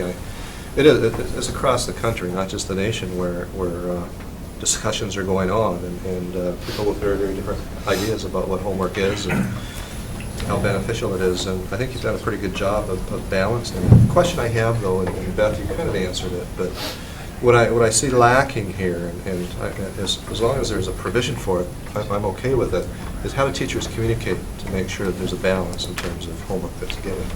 And you alluded that as a team you do that. Yep. Are you going to do that electronically, or how are you going to keep on top of that as you move forward? In-house? Right. In-house, it's going to be done both electronically and in the daily or weekly team meetings. One team was piloting a Google Calendar, was talking about having an internal Google Calendar so that Beth puts her assignments up and another teacher puts their assignments up. 7th grade had that conversation a year ago. Some teachers are sharing their websites. In the 8th grade, Mrs. Ryan actually keeps up a website where she pulls everybody's information in, which is really nice for kids and parents, but also internally beneficial because they can all see it at the same time. And a lot of it comes from those, we're blessed with the middle school model where we have that common planning time, and I'll keep defending it while we're using it well. And this is another opportunity to use it well. And we think we've done a pretty good job being reactive. We just got to shift our gears so that we get out of our way on purpose. And the only last thing I'd like to say is that, we've had Finland presentations, and people are looking at country after country because Massachusetts feels like we're dominating a little bit, and we need to compare ourselves to countries and not to other states. And I cautioned the committee, and I'm going to caution people publicly, when you talk about homework and you pull up a website or pull up a statement in a magazine that's legit that says Finland doesn't have homework, for example, or so-and-so doesn't have any homework, or very limited. You cannot compare apples to oranges. They don't have 10-month school years, they don't have 6.5 school hours. We can look at best practices in those places, and that was why that was such a great presentation a couple months back. We can look at how teachers are teaching, how curriculum is being used, what the practices are. But from a time and structure standpoint, it is totally unreasonable to have those conversations. And we had to make sure we didn't have it. We had to create a policy and expectations for Littleton, Massachusetts, in the United States. And that's really important to say. Doesn't mean we're not looking out, trust me, many of us are looking out pretty hard right now. But from this standpoint, it's not reasonable, because some children learn in an environment where they're in school 12 months a year for 10 hours a day. There is no need to have extended learning. Their extended learning is right there in the building. And so I just want to make sure that if people talk about this publicly, that's why there was a yin and yang and a little give and take between, the left and right opinion on this particular subject matter. Well, I mean, and it is something that the teams need to work on a little better in terms of the discussion before the work is assigned or at the beginning of the week. So, I mean, I think we would all say that. I think that if you look at our policy compared to the ones that we looked at other Massachusetts schools, I mean, Ours is, in my biased opinion, I think ours is very solid. A lot of schools are asking students to do a lot more homework, and so I think we're very balanced and reasonable. I don't think it's going to change a ton, honestly. Like, I mean, it will be helpful. It gives guidelines to all the parties involved, but I do think a lot of what's happened in the policy is already happening at our school. I think, hopefully people will get some new ideas, at least from the teachers' end, of some things that they might want to incorporate, but it's not going to radically alter how at least I don't, that's how some of us how I feel. Yeah. I mean, from what I know, I don't know obviously what every single teacher does. I think the time at night and the weekend is the biggest part, and then the purpose statement. I think those are the really biggest pieces in this policy. But I will echo what Beth said, that I think now that we've looked at so many other surrounding towns, I would dare say that our policy is cutting edge. It's right in line with what's going on right now, and I think it's a long policy, but I think it's well worth putting it in the handbook at that length. Anybody in the audience have anything? Can I just make a comment? I think it's fantastic. I think it was really well done. I appreciate the level of detail that you've put in, especially the thoughtfulness about the breaks over vacation and the weekends. I think that the clarity of what the expectations are for everybody is key. I think that's where you run into so many problems. Having things well laid out and having it clearly, conveyed to, teachers, students, and parents will really help everybody work together. I really think that's the most important piece. And like you said, I know it's long. I think it's really well written. I appreciate it, tremendously. I think, again, and I also like the fact that you don't have a specific time limit, because I agree with you. I think it depends on the student, and having something that's reasonable and allowing communication with the parent and the teachers, that's ideal. Anyone else? Chloe, what do you think? What if you're back there in the middle school now? What do you think? Yeah, I think it's nice to know what I think it would be good for kids going and saying, what am I going to be doing this year? Because I remember being really nervous, going into 7th grade.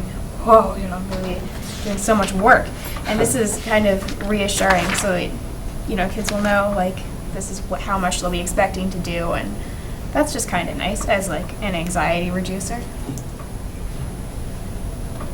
Alex? Yeah. First, thank you. Thank you so much. And thanks to the unnamed members of this work group, this committee, that really took this work on. And thanks for presenting not just the end result, but also the process. That was very helpful. And hopefully, some of that work is stored away somewhere on some Google Drive document. We got it all. Excellent. And as you're going through that, I thought, man, the Pursuit of Excellence Task Force would probably love to have access to that. And we can chat at some point about how best to make sure that we don't, try to reinvent the wheel when you've already done so much great work. I really like not just that hard work and that use for the task force, but also the whole philosophy behind it. The starting with the purpose, everything hinges on the purpose, is great, as is the focus on research. Spelling out responsibilities for everyone in the community, parents, guardians, teachers, students, that's big. I have one small point, and that's just regarding the definition of homework, which is, very difficult to do. My only concern is that it doesn't seem to include the studying for tests and that sort of thing, because it's not typically considered homework, and I agree. Right. My only concern is, with that limited definition, is how that could impact those 90 or so minutes. So by practice, if there's a Thursday or Friday test, usually that teacher, they clearly put on their board on their websites that the homework is to study. And so they know, you happen to know that Ms. Schultz, no matter what, is probably going to give a math test on Friday, whether it's a quiz or a test. So knowing that on team, they kind of differentiate their time and their homework accordingly. So that, again, that's a communication practice. We really didn't want to spell out types of work. You can't. Yeah, You can't really. with the exception of the project thing, because we wanted people to clearly know that projects are projects, and teachers have rank books that delineate types of work separate from homework. So Right. that's why we chose that. But again, that's an internal practice thing. And if we're calibrating on team, we'll know ahead of time. Right. That's, out of all the things we might get in the way for, tests and quizzes are not, they usually clearly know when you're giving major assessments on team. Right. That is never, I don't think that's ever been a major. Yeah, I think the point of the homework as defined at LMS was because of the grading, like a parent could say, well, that project was all homework. It shouldn't be in the 60% test quizzes homework, right. category, because it was all homework. It should be in homework. It's just kind of making sure it was clear a project is a project, and that is different than like an outline that I might assign. And I think that was the main purpose of that. Especially because we're about to dive into parent portals and student portals. So when you open up your rank book, it has to be very clear to all parties when you go transparent what goes in what column, and this is What going you're looking at, to yeah. help us define that. Yeah. And some teachers assign homework a review homework, so studying, like I like to think of my review homework assignments as studying and homework, but you can't, 8th grader, you can't always rely on them to study, so sometimes you kind of have to try to make them by saying, you need to do this, and it's due tomorrow, and it's The studying homework could slash somehow- homework. The homework study. is, Is a a worksheet review that assignment. recovers, yeah. Yeah. That's good, and I really like the focus here also on these core beliefs and this flexibility here, because that's really where it's key. And I hope, you said you were going to be developing, information material for students and teachers and families, for everyone to, be aware of this. One thing that's, I think is always valuable to point out for any party is if you have a question, ask for help. If you have an issue, ask for help. If you have trouble, ask for help. Just going forward, I'd like to do that. And then I really want to measure the impact of this. And I'm not sure how, the school year is essentially over. What can we do to get a baseline of what we're going through So now? next week, when I present the school improvement plan, you'll see that I'm going to do a parent survey every other year. And this is the off year, so there'll be a parent survey next year, which is how we got some data to start this ball rolling. Was there one of previous Yes, years? last year we did a parent survey, and that's where the survey data came from. That's in the slide presentation. Okay, great. So we will be able to compare Yeah, we'll be able to compare before and after this policy. qualitative beliefs. Yes. Yeah. Great. And I'm wondering if there's any way to measure student stress, or that's usually a much more complex issue. I think we're going to try to come up with a better, I don't mean better, that was insulting, I apologize, a more thorough student survey. The first student survey was meant to just hit 3 areas quickly, but I think... Or the one I did? Yeah, Oh. yeah, sorry. So I think we could, just delete that on camera. So I do think we can put together a little deeper student survey at the same time. It's hard. Every team's different. The 6th graders will be brand new, so it's hard to totally know. But we can also ask the teachers, because, like you said, it's not. I don't get a lot of students who are proactive when they're struggling. So that bullet to me is very important. But it's also just we need to remind them, all the staff, now that we have a common document and can have common language. All right, 3 of you said you didn't understand the homework, but no one emailed me last night, so I don't have proof that you really didn't understand it, or did you run out of time to do it? And I hate to be kind of cynical, but 15 years of 8th grade. I don't always believe it when they say that they don't understand the homework. So I want, I want an effort shown that you're trying to understand it and that you really, it wasn't you ran out of time, you really don't understand it. So that's something that the teachers, we could gauge.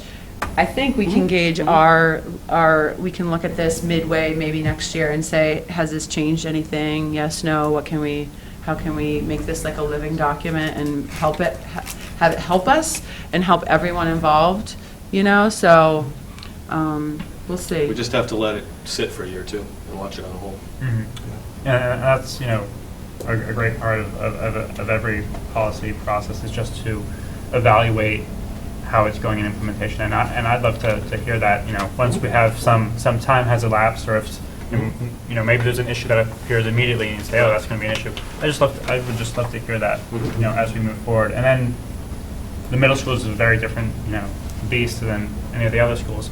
But I'd love to see what the other school principals would looking at this policy maybe a year from now. Is this something we want at the high school? Is this something we want at Russell Street? We'd obviously need to revamp the policy to do that. It might not even be necessary, but it'll be a good, conversation to have as we move forward. Yeah. Carol? No, thanks for doing this, and I've had some insight to the process along the way there, so I really appreciate how thorough it's been there. And actually, just to mention on something you touched on, Alex, we intentionally tabled the homework policy, district level policy, so because I knew this process was going to kick off, and the high school is kicking off a similar process. And rather than driving a policy from the top down, in this case here, I saw how this was kicking off, and we wanted to incorporate these lower level processes and then just form a more generic district level one that just, it may in the end just say, do exactly what they did, rather than, but I mean, as we see from some of the policy meetings, we don't always get a lot of input. This process here was going to guarantee a lot of input and research on it. So we're going to observe how the high school homework committee evolves over the next year here too, and just serve as a basis for updating the district level policy. We can and should afford to take our time on this, and I really like that effort here. And as we go forward, I think it's certainly appropriate to wait and see how this turns out before moving into next steps. So we're going to let our district level one kind of just sit the way it is, but this is the kind of process that I think that we're endorsing. Thank you. Mark, you talked a little bit about how the expectation of the public is, and you talked about how a lot of the dialogue was, I think the word you used was heated, passionate. I think the important thing to remember is that, especially with something like this, is not everybody's going to agree on every aspect of it, and we're not going to please everybody, but I think that the effort to codify the material is important, even if at the end of the day, we know that there's going to be a significant portion of the people involved, whether it's professional in the district, in the building, or out. But I think if they understand that the effort was there, even if they disagree with an aspect of it, as long as they trust the fact that there was a process involved, I think that's going to go a long way towards getting the buy-in from people that, hey, we can do this. I only have two quick comments. In the parent guardian responsibilities, it says, take advantage of teacher websites if available. Boy, would I like to see that if available go away. Really, to me, it shouldn't be, and it doesn't necessarily have to be a website. I don't even, there should be a mechanism, and I know we're driving towards that, but we have to get there sooner so that we don't even debate whether or not it's available. Of course it's available. We know it's available. It's right there. It should always be there. The other one, and I hesitate this one because I think I might open up another can of worms, is you talked about at length about how weekends and vacations in summer are trying to kind of change the way that's approached. Has there any thought ever been given to, I don't want to necessarily use the word extra credit, but opportunities to do work for the kids that are motivated, the families that are motivated to do so, given if they want to take the opportunity to go do additional learning, enrichment along those lines, so you're not penalized for not doing it, and I wouldn't even overly reward someone for doing it, but if they want, if that's their thing and that's what they like to do. Yeah, so it's funny you said that, because a lot of what we read, and it's kind of implied in one of the statements, it's actually implied in the summer statement, that many students benefit from finding their own enrichment. Most of the research and most of us who have children or grew up understand that that level student doesn't necessarily need the school to tell them to do Yeah, it. that's true. That's a good This point. stat level student usually needs you to provide outlets. So what I want to do between now and next year is really ramp up the information that we can share with families around high-end programming and partnerships with colleges or local educational camps and science, you know. I appreciate that. That's kinda the what I'm stuff, getting at like- is like maybe a affording link them on the the website in the opportunity. future that says, you know, summer educational opportunities, that kind of stuff. And, but, you know, all the research says you don't have to necessarily force a particular type of learner to do it either. Okay, thank you. I think Mike characterized it very well at the beginning of his comments, and that is, you did indeed apply a process. It was very structured, very rational, and very involved. You had people, the invitation went community-wide, so folks had an opportunity to participate. The sharing of the other principals has been suggested, it's really good. The high school's coming up with their own here shortly. I imagine they're probably going to plagiarize, we can't use plagiarize. Sure. They may well cite Littleton Middle School. I say that tongue-in-cheek, Cheryl. Tease you. But sincerely, you put it out well. So Mike said, you know, somebody's going to agree, disagree, got it. We didn't even agree on the committee. No, it so- was. You're in On good shape. everything, so. Yeah. Yeah, thank everybody for us, please. We will. So, thanks. All right, Kelly, moving on.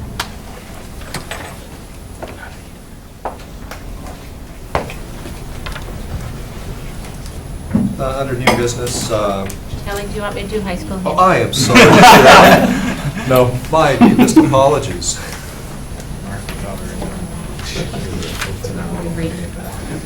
I want to acknowledge over the last couple of years, very minor changes have been made to the handbook, but there is a desire at the high school to really do a thorough review of the handbook. This year, as you all know, we're busy with something else, and really did run out of time, but I want to thank the people, the students and teachers who came forward just to do these minor changes. Ruth Tornell, Ethan Rombacher, Susan Harvey, Chris Christie, Janine Allison, and Sarah Berlinger worked together with me to review the handbook this time, and we decided to really focus on the attendance section. But again, there's just some minor changes. We changed the time for parents to call in from 9 o'clock to 8 o'clock. That school starts at 7:25, so that seemed like a reasonable request. And it helps Ginny get the attendance out to teachers sooner. So that was our first change. In the tardy to school section, I added a piece saying that students are expected to be in their classroom at 7:25 a.m. Oftentimes we hear from parents that even though school starts at 7:25, kids say they aren't doing anything at 7:25. So we want it to be clear that they're expected to be in their classroom when attendance is taken at 7:25. And if they're not going to be in their classroom at 7:25, they need to sign in late. One of the things that we really want to do is increase the information to parents when students are late or absent, when kids sign in. I think a lot of times we find out that after a certain amount of tardies have accumulated and we inform the parents, they didn't know that there was any because we have students driving themselves to school. And oftentimes, like Mark was saying, you know, the parents can take care of it at home just by saying you need to not make your stop for coffee or whatever. So that is a piece we really want to make sure happens, is that an email goes out to parents telling them when their students are late and how many of those tardies have accumulated. So parents will receive an email indicating that. There was a lot of specific language in the handbook currently about specific disciplinary consequence and things around loss of academic credit. We removed all of that. We really want the consequence for tardy arrival to class to be at the discretion of the teacher. So we added that, simply saying that it could include detention or retention to class with the teacher, but the specific discipline language was removed. We removed the entire class absentee section.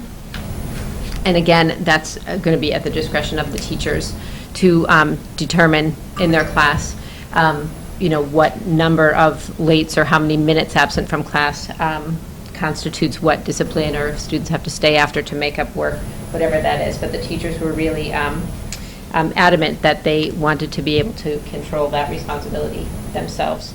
instead of had it listed. And honestly, the language that was in there before, the teachers weren't following, after 7 and a letter's going to be sent. That wasn't happening. It was happening within the classroom anyways. And that's really about it. That's what we changed this time. But like I said, there really is a desire to put together a committee early in the fall that can really spend a considerable amount of time reviewing the handbook and making changes throughout. Any questions? Chloe?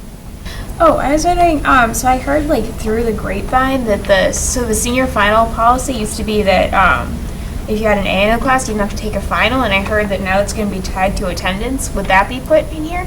That is in the current handbook and has been for Oh, quite really? some time. It just hasn't been enforced? Yeah, no, it's at the discretion of the classroom teacher, and it says that in the handbook, and we had some surprise students this year when their teachers took that on.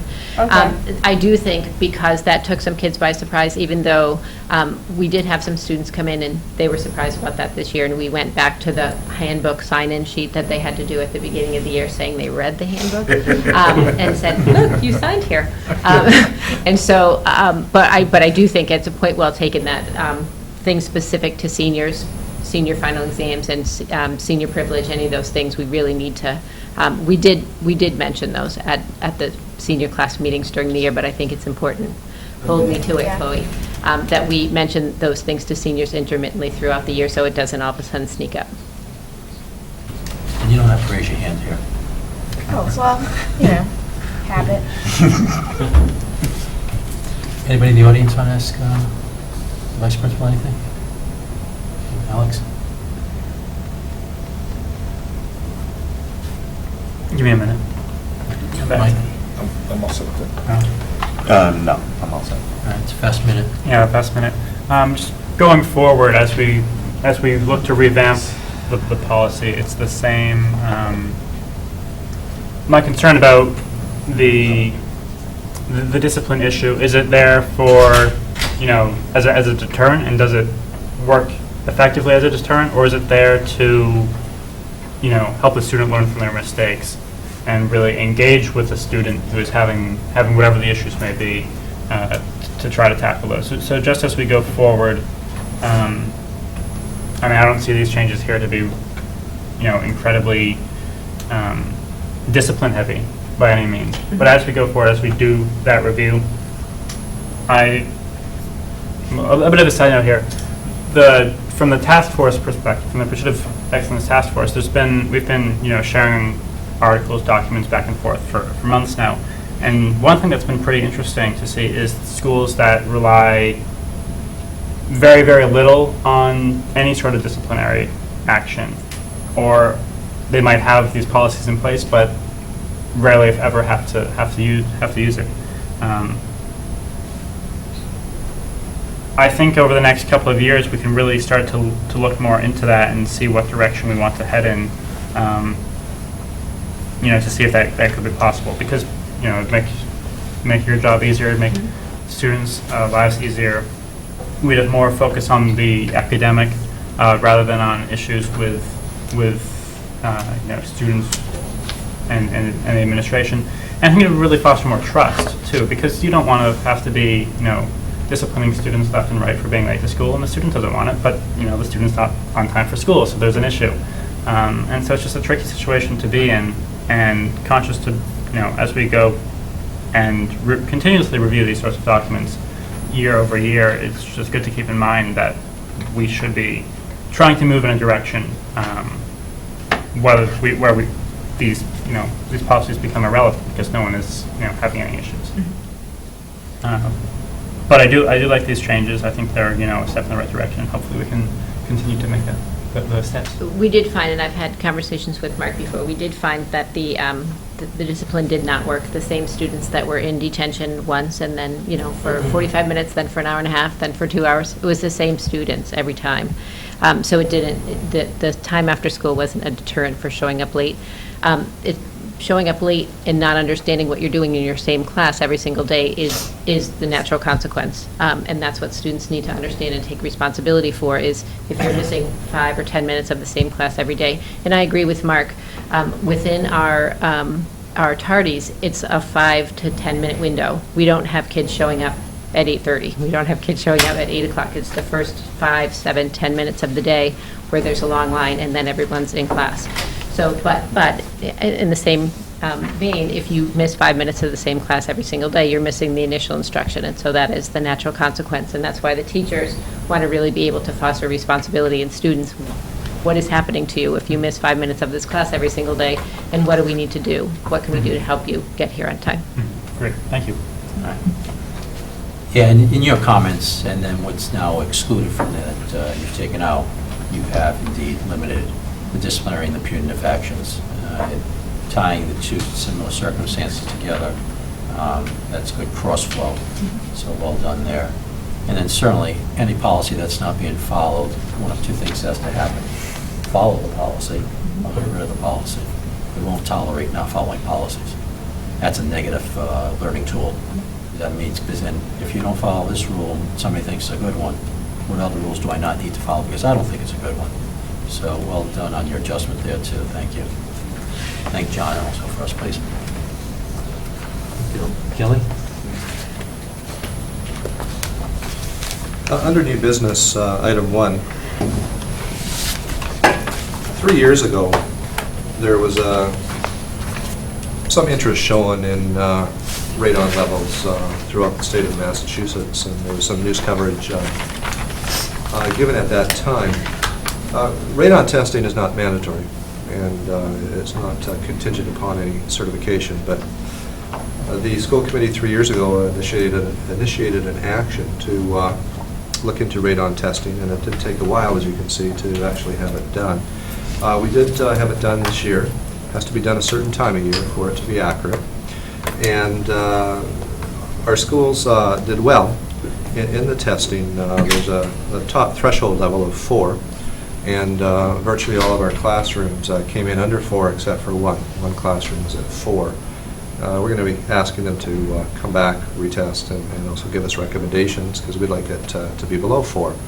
There were a couple of areas in some of the schools, unoccupied areas, closets, storage closets, electrical rooms, etc., that had some levels above 4. They weren't concerned about those levels, but again, we're going to come back, or they're going to come back, and we're going to ask them to give us some suggestions as to how we could take a look at those two areas. So, as a summary, the report came out well, and I'm glad that we pursued and badgered to get a company out here to do the tests for us. Steve, would you like to add anything? Or? No, you covered everything. Alex?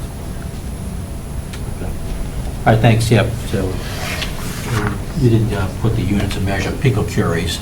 So folks, not that any of us are probably going to know exactly how's chemistry going in physics and picocuries. I won't put you on the spot. But thing is, the schools were good. You mentioned places where we want to take another look at. Fortunately, they're not the inhabited areas of the school, so that's good.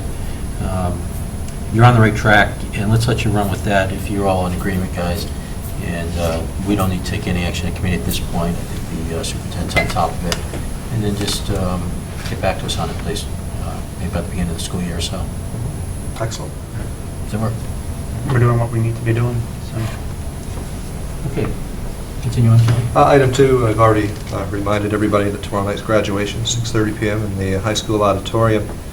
Item 3, it's time that I request that I be reappointed to the CASE Collaborative as a director. I've actually was elected this year, for next year, to be the vice chairman of the CASE Collaborative. So at your leisure or wish, I'd certainly like to carry on in that capacity. You're going to make the motion. Mike? I will make that motion. I just want to get back up so I can see what I am. I make a motion that we appoint Mr. Clenchey as our representative on the CASE Collaborative. You get it right? Yeah. Motion made. Second. Motion made and seconded to reappoint Superintendent Clenchey as our representative on the CASE Collaborative. Any discussion? Okay. All in favor? Aye. Aye. Opposed? Carries unanimously. Congratulations also on your election as Thank you. Well done. I have homework to do, though, too. I have to have a course completed by June 30th. For this or? As a result for of your this. PhD? Yes, no, for this. Yes, please help the superintendent with his homework and make sure you need to talk to his wife as to he's not doing too much. Like weekends for you. I was going to say, feel free You to can give it support more than Patty, 90 but- minutes. You get 10 weekends a year. That's right. That all? Item 4, superintendent evaluation. Thank you for the feedback. And I'm going to turn this section of the agenda over to our chairman. Darrell Baker is our subcommittee chairman and subcommittee man on the superintendent evaluation. And what that means is he collates the inputs that we give him, and each of the committee members did, in writing, provide Darrell with inputs. Darrell collates, looks for trends, consistencies, any inconsistencies too, for that matter, and compiles a more comprehensive document that would provide the superintendent. Provided the superintendent with a draft of that, and the process goes that the superintendent and I will discuss it. Because if we felt there was something that was inappropriate in there, we'd like to be able to have that frank conversation prior to an open meeting, so that when we do have an open meeting, everybody's in agreement, understanding as to what's in that evaluation. Very fortunately for us, that sort of conversation doesn't have to take place as far as anything that's objectionable or seen as inappropriate, because it's a very good conversation that we're able to have with our superintendent. And what I'd like to do is allow the other board members to give their impressions, their thoughts on evaluation, and where the superintendent is, where they'd like to see him go as we go forward. So, Darrell, you had the most comprehensive view based on seeing all of our inputs. I'm going to let you go first, please.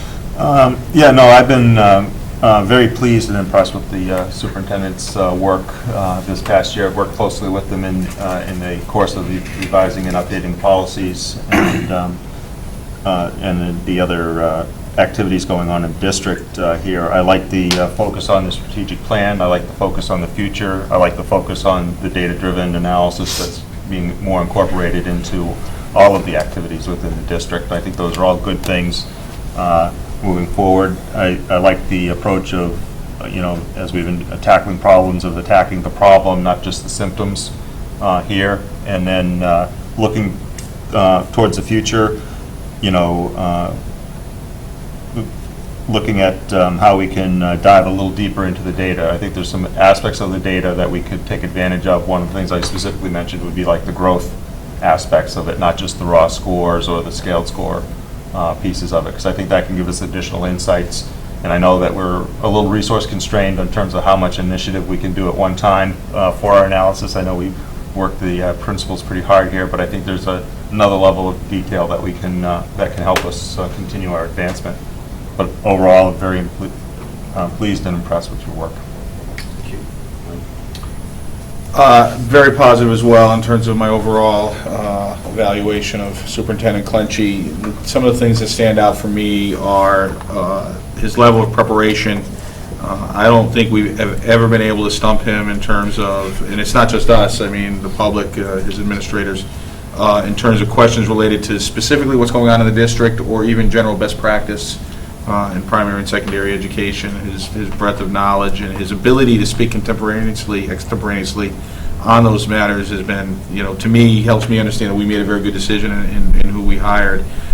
He definitely has a great grasp of emerging practices, and obviously he's enthusiastic about trying to help the district implement those emerging practices. I don't think I've never seen him say, well, we can't do that. The question is not necessarily a question of can we or can't we, it's how best can we do that, and is it really on a priority basis where we want to focus our energy. But once he's made a decision that there's something worth doing, we're going to do it. In line with that, I've been impressed with his willingness and his ability to be a decision maker. He isn't afraid to ruffle feathers where he thinks he needs to do that. He certainly doesn't tolerate a level of complacency in his staff or his teachers or his administrators, and I feel like he doesn't let us have it either, a sense of complacency, so I'm happy with that. And the other thing is that I'm really happy about is just his overall level of commitment to Littleton, not just a school district. I mean, he's a Rotary member, He's here, he's active, he's in the community. I think he enjoys Littleton. There's no question about that. You can see it. So overall, very positive, very happy, and whatever suggestions we've made to him, I think are definitely on the margins. I think we should keep pushing him as hard as we can, but I think we're pushing him because we see him pushing the district, and I'm excited. Thank you. All right, Alex, you weren't part of this evaluation process, not been on the committee this past year. What are your thoughts on what you've observed as the superintendent, please? Sure, absolutely. And I come from with a different background, not having been on the school committee for very long. So as a student and then as a member of the community and a member of the task force and now as a school committee member, I want to echo a lot of what a lot of the points that were previously said. I think you have a strong focus on moving forward, which is really where we ought to be focused. It's not just, great, we're in a good spot now, let's tread water. We're not treading water. That's not the goal. That's not what we're doing. That's not the focus. We're moving right on ahead. And and what really helps with that is a broad and deep understanding of educational issues, whether it's policy, practice, even just in terms of a philosophical approach. I think you really are well-rounded and bring a lot to the table. And so when an issue arises, whatever the issue may be, I've felt that you are very well-equipped to handle it, to keep us in the loop, at least for over the past couple of weeks that I've been here, but also keep the community as a whole in the loop and to be accessible. I see you at a lot of events. This is not a 9-to-5 job. I mean, it's about 9 o'clock now, but I'm sure a 12-hour day is not uncommon. I can't imagine it was today. Certainly a lot of time, effort, and a good approach. Moving forward is your focus, and that's also my focus. So just how can we, as a committee, as a community, as a town, help you move the schools forward and really, bring to life the vision that we have for our schools will be my ask of you as we look towards improvement.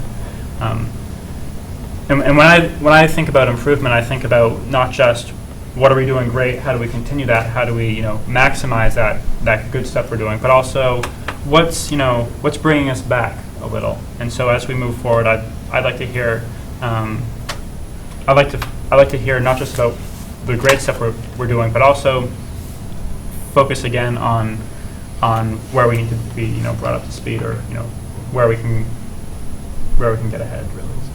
Thank you. Well, thank you. So the community at large understands, we have a 15-page rubric that the superintendent has agreed to, along with us, as to what our expectations of he shall be. It's 15 pages of expectations. The evaluation itself is 8 pages long. It's extensive, it's thorough.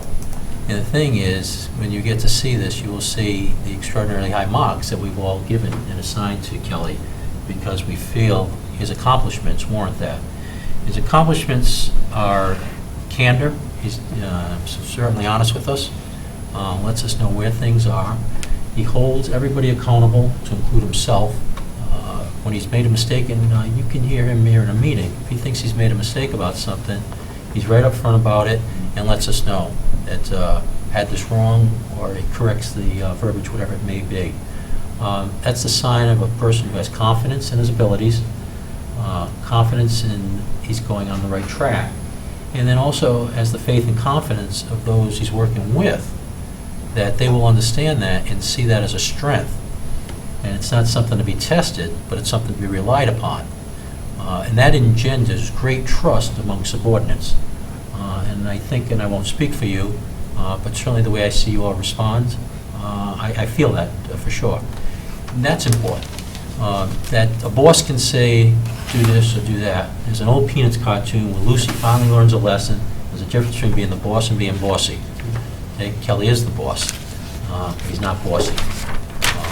So I appreciate that. People have mentioned some very specifics, certainly things you've done. When we've had incidences, and it's certainly some things that folks will never know because of student confidentiality issues, but Kelly's on top of it with the administrators and making sure that the student is being protected. Because he said earlier in this evening, the safety and security of the students is important. it's his first priority. He puts that first, and then we educate the kids. Because if they're not safe and secure, we can't educate them. So he takes actions to ensure that district-wide that happens. We are in ascendancy. I think we're certainly a good school district coming in. When he arrived, it's getting better to the point as to we know we can be even better than this. I think we're all in agreement. That's why we're taking the steps to do it. That's why we show up to these meetings. That's why you show up and do your job, because you know that it can be better and you're dedicated to doing that. And through Kelly's leadership, we're headed that direction. So Kelly, I certainly want to thank you. Way we will go forward with this is Darrell will finalize, based on some of the comments made tonight, some of the other inputs given to him, finalize that, get it to you, and then we'll have a formal vote on that in a meeting or two to have that done. Now, we're going to count this as having given you your evaluation by June 30th, because we may miss the opportunity to get it all sorted out in a public meeting, voted on, the document itself. And if you're okay with that, that's your indulgence. That would be fine. Okay. Everybody okay with that? Mm-hmm. All right. I'd just like to thank you as a school committee for your passion for education and for making sure that all students are well served. For me, as a superintendent, it makes my job so much easier having a passionate group of people to work with, and with the focus on team. We are a team and we're headed in the same direction, and that makes a dynamic school district as we move forward. So again, thank you and the community. I've thoroughly enjoyed my time here. It's been great community, great children, and we're going to continue to do incredible things as we move forward. So, thanks. Thanks, Kelly. Thank you. Anybody in the audience like to say anything? He's our superintendent. He's your superintendent. Ours. Ours. We count as our. I use that, what's that? Royal. What do they call that in English? First person plural? The Royal way. The Royal Owl. One of them? The Royal Owl. Student report? Student report. Before Chloe starts, I discovered something today, and I thought I would share it with you because I found it so interesting. I ran into two of our student representatives this afternoon, and lo and behold, both of them are working for the rec department. So I'm just wondering if you're not going to follow suit as well. Oh, man. And they do have good jobs, believe me. I was very impressed with what they were doing today. So on that note, Chloe, I hope we didn't steal any of your thunder tonight. This is your first real report that you're delivering, and we'll just hand it over to you at this time. Okay, yeah. So I guess I'll just go from Shaker Lane up, if that's okay. So for Shaker Lane, the events that are coming up are on June 11th, there's going to be an art show. On June 12th, there's a kindergarten performance in the cafeteria at 10:30. And on the 14th, there's a Flag Day assembly at 9:15. In Russell Street, on June 4th, there's the grade 5 band and chorus performance at 7 o'clock. Oh, that already happened, okay. Yesterday, there's a PTA meeting at 1 on June 12th. The 4th grade will have a musical performance in the cafeteria at 1:15. On the 17th, Mrs. Warden and Mrs. Strickland will have a 1:15 performance in the cafeteria. On the 18th, it'll be Mrs. Driven and Mrs. Stone at the same time. On June 20th, that's grade 5 field day. The 21st, it'll be 4th grade, and the 24th, it'll be the 3rd grade. At the middle school, there's a spring play, which is The Wind in the Willows, which I think some people are excited about. I saw like 3 different kids with Wind in the Willows t-shirts on today at the high school, so like people are very excited. Performances are on June 6th at 7, June 8th at 7, and June 9th at 2 p.m. And tickets are $9. And then like the middle school did really, really well at the state science fair. Oh man, I'm gonna butcher these poor people's names. Ellen Soika and Mariah Rogers got an honorable mention for tricking gravity, geotropism of plants. Katerina Fiorentino got 3rd place for which combinations of food will help decrease malnutrition in developing countries, which is like, that's crazy that she's in 8th grade, she's doing that. And James McDonough got a second place award for Which Tune Mass Damper Best Dampens Oscillations. So that's really impressive. Mr. Levine did the Best Buddies Challenge, which I think is to support kids with special needs. And the art auction went really well. They raised $310 to go towards a printing press, and they need $1,550 more dollars. And there are still 14 pieces of student art which don't have any bids. So that's all in the lobby of the middle school.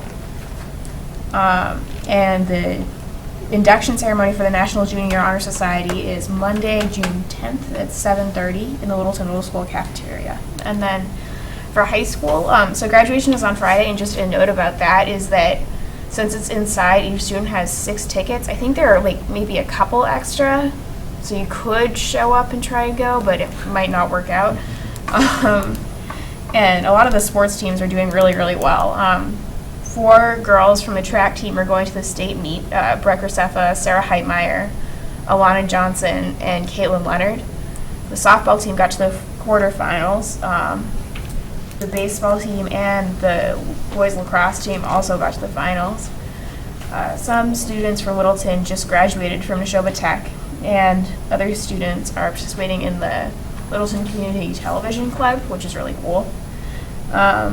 And also coming up, there's the Finley's Fighters 5K race, which is the family of some Littleton students. One of them, the little girl Finley, has this degenerative disorder with her eyes, so she's like slowly going blind. And so it's on Sunday, June 15th, and it's a 5K, and it costs $20 per person or $55 per family. It's the Bruce Freeman Rail Trail, so that'll be a really good event. And that's all, I think. Thank you. Well done. Item 2, in your package, you have a subcommittee assignment list that you agreed to last meeting, and it's already on our website. Item 3, school choice. Presented you with a summary in your package. I just wanted to spend a few minutes on that with you.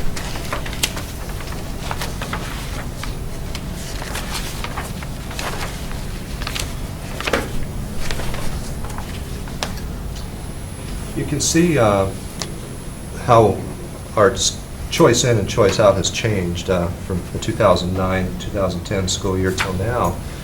And the choice out has remained, fairly constant, 44 one year, 46, 49, and 47. You'll notice that the number of students that we've taken in over time has increased from 43 in 2009 to 80 in 2012. What I wanted to say about that, though, is what we set out to do strategically is to try to stabilize our grades in terms of size so that we didn't have the ebbs and flows, and more importantly, we didn't have the slides in enrollment, so we were always faced with trying to figure out how we could keep staff when we knew that 4 grades below we were going to have a larger class come through. So we tried to stabilize it so that we can have a consistent number of students in a class. We can keep our staff in the same positions. That also prevents staff from being moved around. They could be teaching grade 3 one year and grade 6 the next year. So we feel that it's been beneficial to the system to do that. Another side benefit of what's happened is it's increased our revenue in terms of revolving funds, and I really attribute part of the financial position that we're currently in now is due to that fact. Our revolving funds consist of circuit breaker and choice in students, and having that increase in funding during these difficult revenue years has helped us through some very difficult times with minimal change. So it's been exciting, it's been good, and a point I really need to emphasize is people want to come to Littleton. We turn people away every year because we just don't have enough seats for them, and there needs to be a balance. We need to, if our class sizes are maxed and we don't want to go any higher, then we have a decision to make. How many students would we need to pay for another teacher to come in? And then we have to look at that not only at that grade level, but what impact does that have through our entire system? As we found out this year very vividly, our middle school scheduling and our middle school certifications create a very different environment than we have in elementary. And we have to take all of that into account as we're making sure that our system is stabilized throughout time. Any questions on that table?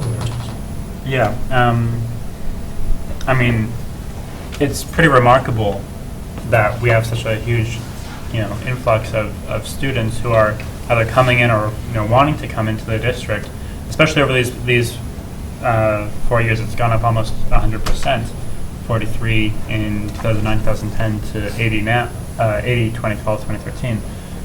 I'm wondering how much of that could be due to the economy, as other school districts have had greater budget deficits than we have had in the past. I'm wondering if, I don't know, maybe it's Air Shirley or other school districts that have had a lot of issues budget-wise, maybe with other indicators of success as well. Those students might be being taken out and coming here because of that. So I'm curious to see what the next few years will bring, hopefully, as we have some sort of easier budgeting years over the next few years. I'm wondering if other school districts will start losing fewer kids, and how much we will retain this competitive advantage we have here. It really is great that so many families want to send their students to our school district. We can't accommodate them all, but we can try. We can try, and it's a good indicator of our success to see what's going on there. I'd be curious, and I'm not sure if we can pull this out, but I'd be very curious to see where they're coming from. Actually, we do that analysis, and we have gone over it a couple of months ago, so I can certainly find that school committee package and send it to you. Sure, that'd be It is great. very interesting when you look at the demographics of the shifts. Yeah, absolutely. And I'd also be interested to see where they're going, where our kids are going. Surely we're taking in at this point, almost double what we, as we give out, which is, points to a very strong system. I'd be very curious to see what those schools are, where they are going, and And there's a variety of reasons. Yeah, and you can never know why. And preempt one possible question to Kelly, because there is a difference between choice and parents deciding not to send their children to Littleton School or any other district school. So you'll see that the number is much higher than that 47 or 49, but that's not a choice issue. That becomes other schools. And Kelly, would you give the distinction, please? Yeah, right. Choice is a student that has choice in their community. It's another public school or charter school that they go to. Doesn't include private schools or independent schools or religious schools. So the number is very different when you look at the entire demographics of the community, which we do, and we've started tracking it for the last 3 years, and that's giving us some great information as we look to strategize and to move forward. I guess it's just a side comment. If you would envision our district with 80 less students, and those students were receiving Chapter 70 funds, 10,000 a student. I'm going to have somebody do math here. I know what it is. What's 10,000 times 80? 800,000. 800,000. We would be $800,000 short in revenue in this district if we didn't have those students. And imagine what that would do in terms of global budget for the town. Absolutely. So those numbers don't include the religious schools, the private schools. Do they do include other public schools, right? And neighboring charters. towns, and including charters. Great. Thank you. Yeah, because a community has the opportunity to be a choice community or not through a vote of the school committee. And I say that we've been a success in doing so. It's been good. You bet. Great. All right, I mean, I appreciate the fact that the administration has, seen this as an opportunity, but at the same time, understanding what the pros and cons and the implications are of either doing it or not doing it, or overdoing it or underdoing it. And I think that's why it's important to see this type of analysis on an ongoing basis. We may choose to stay the course, but as long as we know why we're doing what we're doing, I think that's important that we revisit that. But it's positive to see it like that. Yeah, I think, I've mentioned it on a sidebar once in a while, I think the 80 there, and I'm concerned about using it as a metric there, because there's a lot of factors that go into whether we can even offer the school choice slots. And then I get concerned as we start talking about, as the budgets go forward and we have an influx of students that because of the population, i.e. the 40B coming on board, there's a significant trade-off to the town. One of the ways we absorb those students is cut the school choice slots. And it has massive revenue implications to the town and to us here. And I think us making sure that we're proactive in bringing the Board of Selectmen and the Finance Committee up to speed on these issues, because they say state level staffing, but we have an influx of 80 students. The only place we can get it is to cut these 80 choice slots, which cuts all of that choice money that's where our budget's dependent on. Double jeopardy type of situation. There, and I think school choice is meant for you not to hire teachers to offer school choice slots. It's meant to pick up the slack that you have, or the flex that you have available with your existing staffing. So I think making sure everybody understands the ramifications of these what may appear to be a simple decision are actually very complex in back of them. And just for a point of clarification, correct me wrong, but once we've made a promise of school choice, we can't unpromise school choice to students in the district. Not once they're in. Right. That's right. But we would have to start reducing. We can't simply just say, oh, we'll just get rid of the 80 and take down 80 more else at the go. Yeah, not instantaneously, but we'd have to stop offering them. Yes, correct. Right. And I think, out.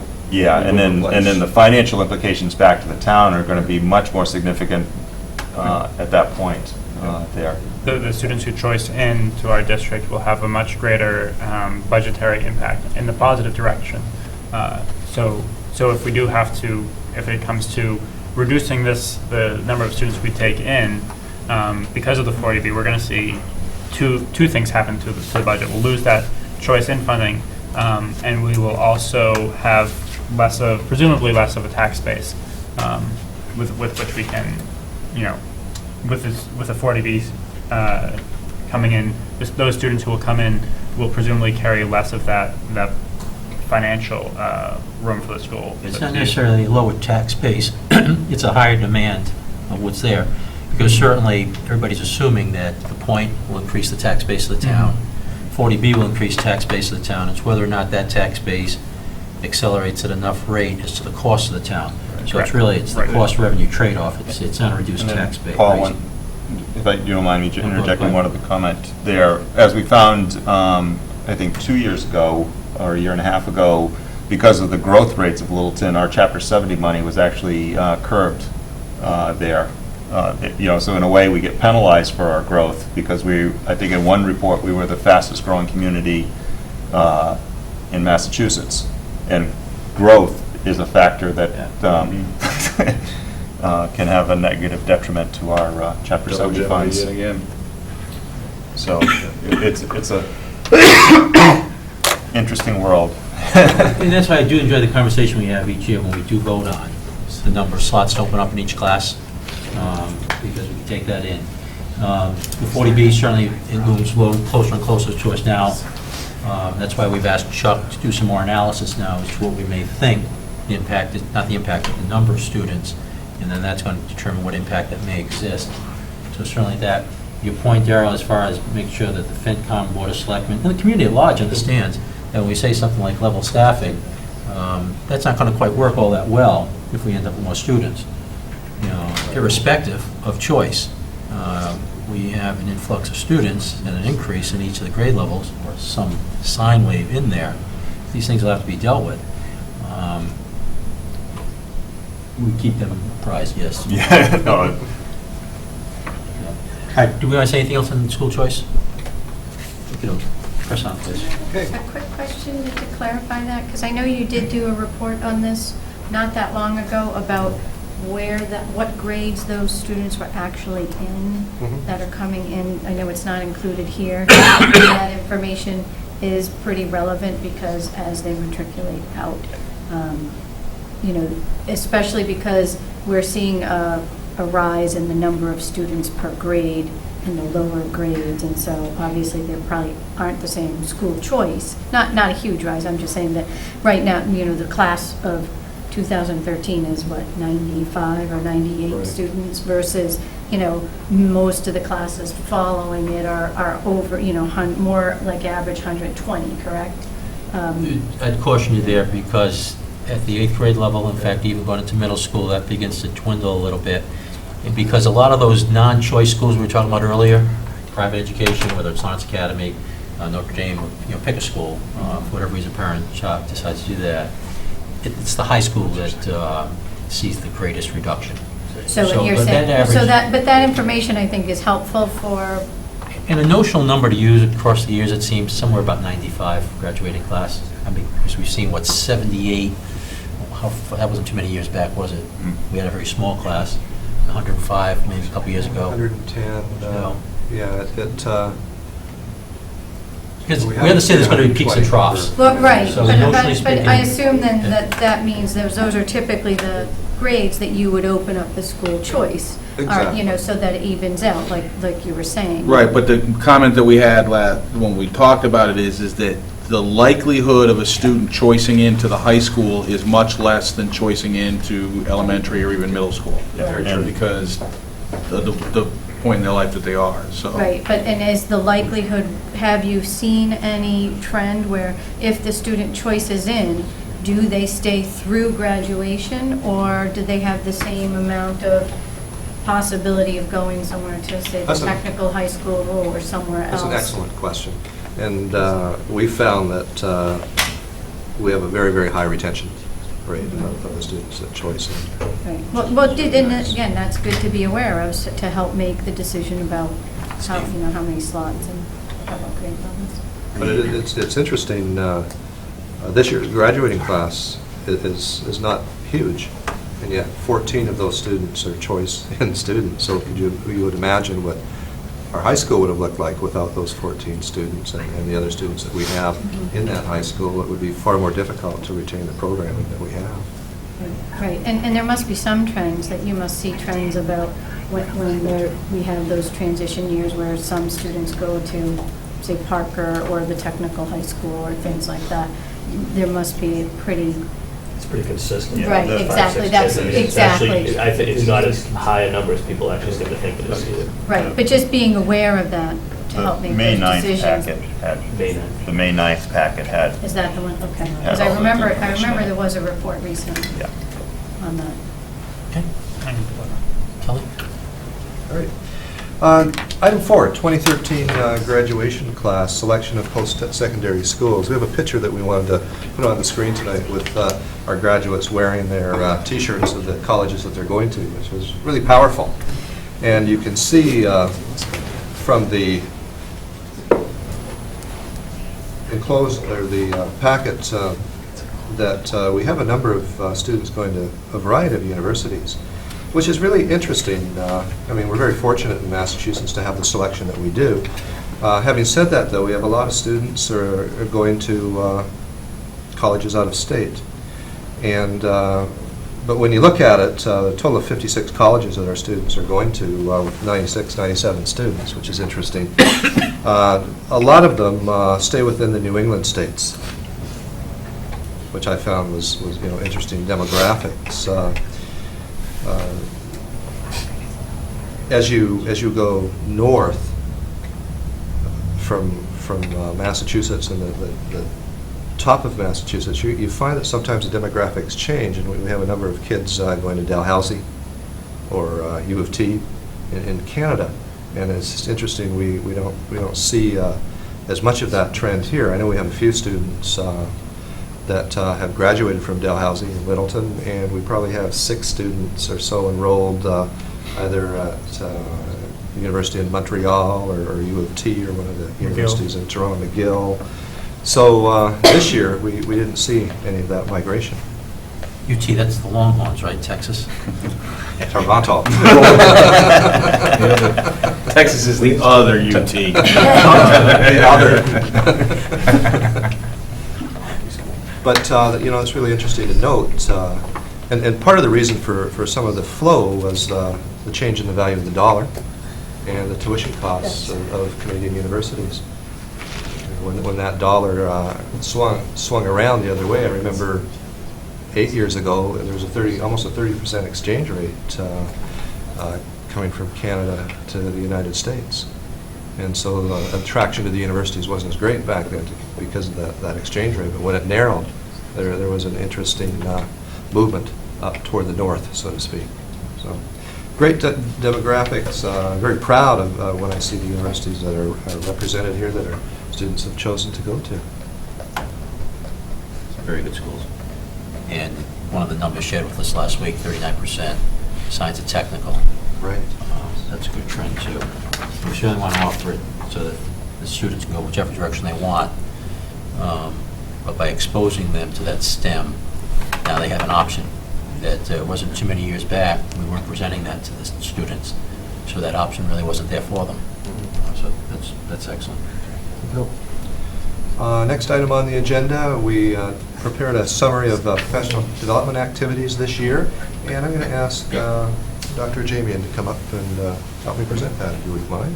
Or would you want me to do it? Or are you sure? Don't be shy. But no, I'm all right. not shy. If there's any questions that you can't address, which I'm sure there aren't, I'll certainly help out. You can see on the first page there are district trainings. We did a lot of training this year on educator evaluation for the upcoming year. And it was very well received, and it was a great exercise for us as a district to pull together and develop the expertise to do our own internal training. We have hired some external training for some of the finite detailing as we move into the system for next year. Common Core state standards. We've had some significant professional development in the area of English language arts. Aspen training, our new student information system, that was actually a mammoth undertaking to go to a new SIS system, but I have to say I am so excited about going to a web-based system that offers so much auxiliary support.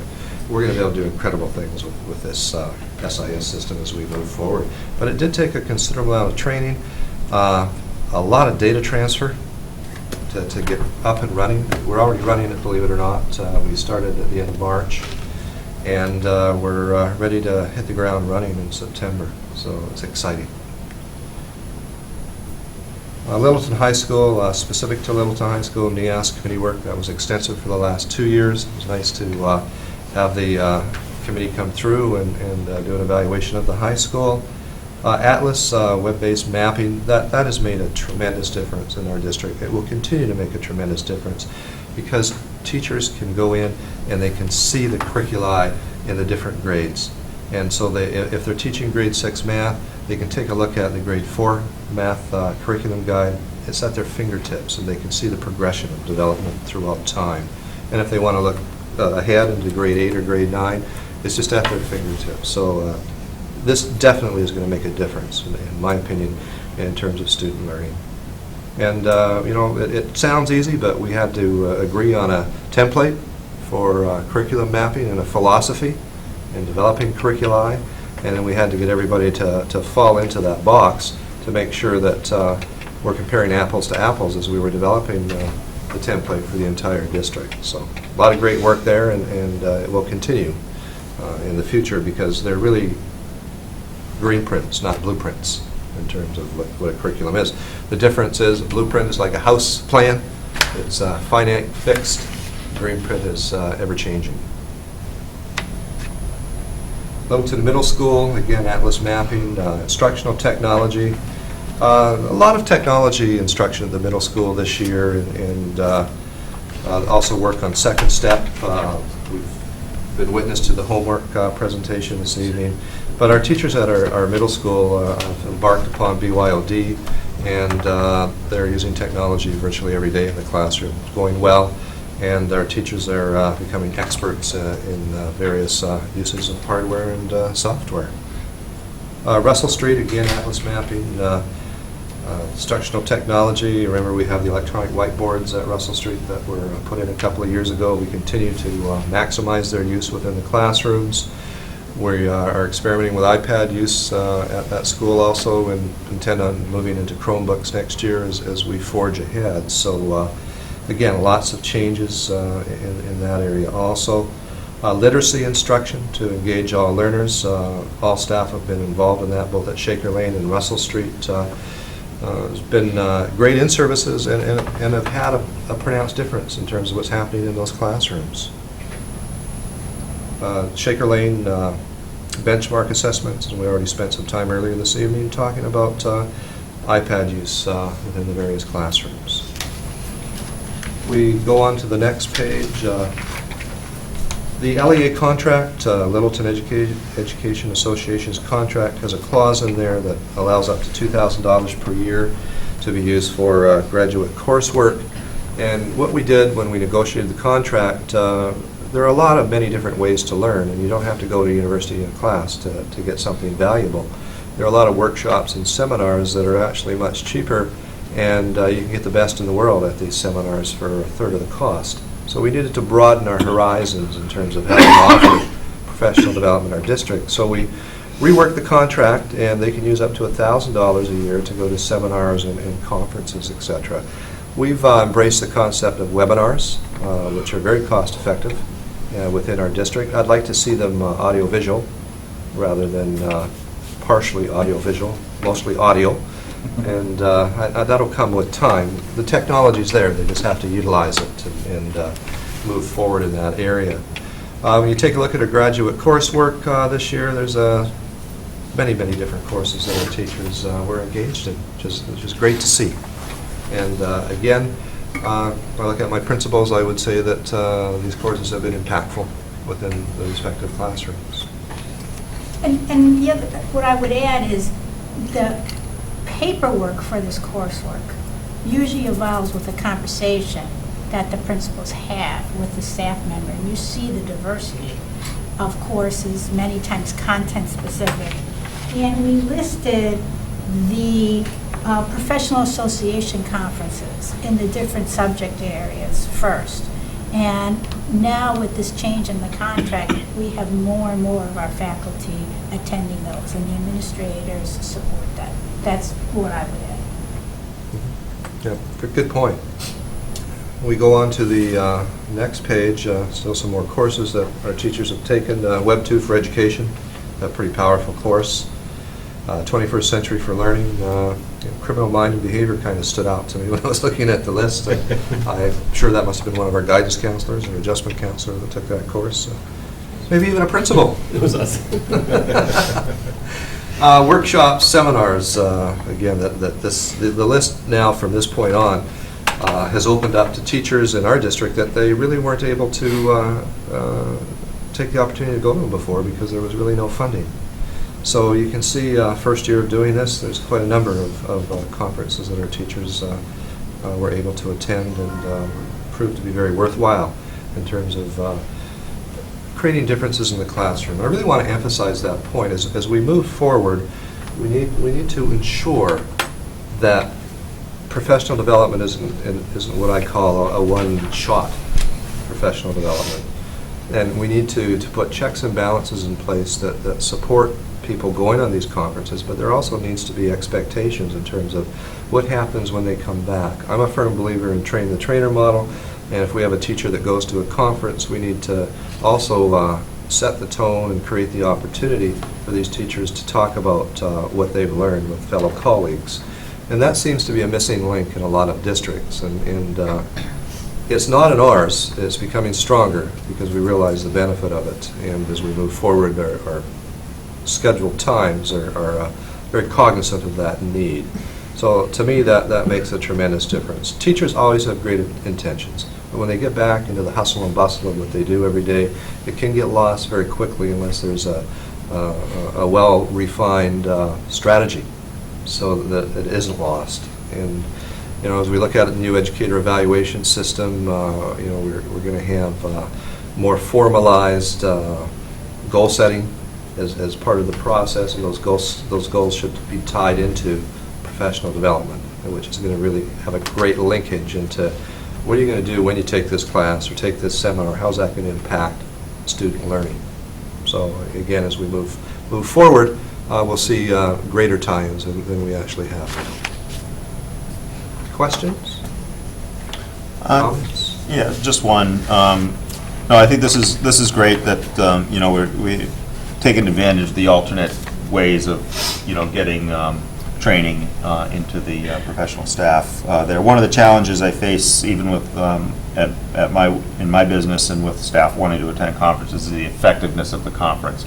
A popular conference versus an effective conference. And what checks and balances do you have in place to sort of, you know, moderate that situation there to make sure that, you know, we're getting the right value out of the conferences?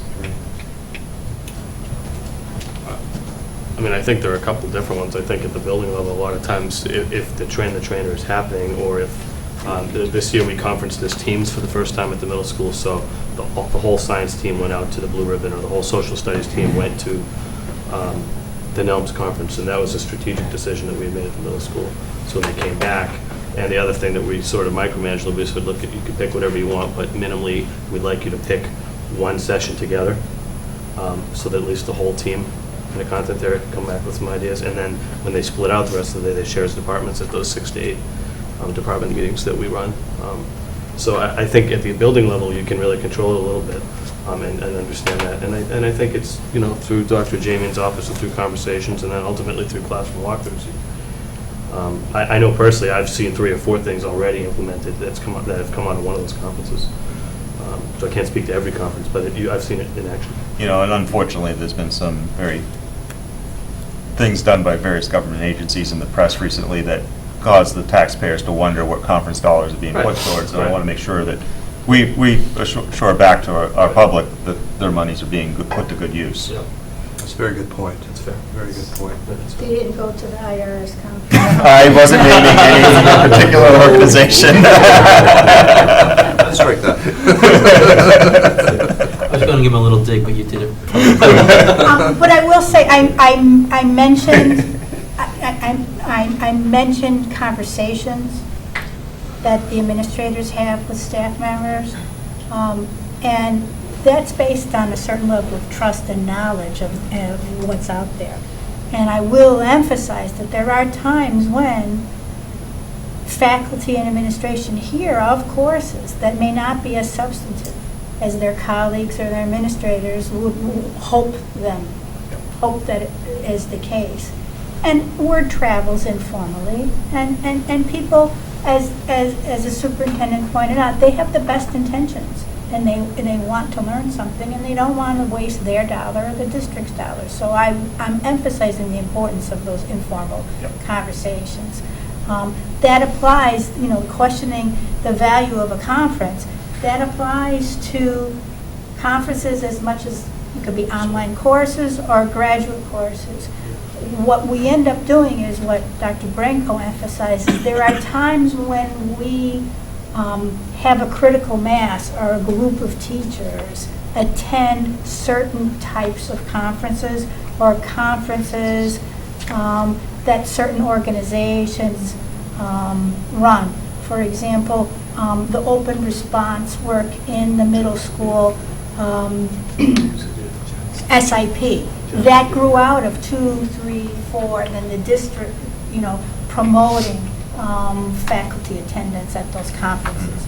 So the district and the administration plays a role in guiding staff towards certain conferences that we feel are linked to our strategic objectives. Okay. So we do it that way. We're steering people towards positive, and as best we can, trying to avoid some that we've heard about. If you recall, a few meetings ago, I had created a diagram of professional development within the district, and it kind of, we use that as our basic check and balance to make sure that we're all moving in that constant direction together, rather than having people take side roads on us. So, you know, and then side roads sometimes will happen, but they shouldn't happen a lot. Thank you. And that's it for my report.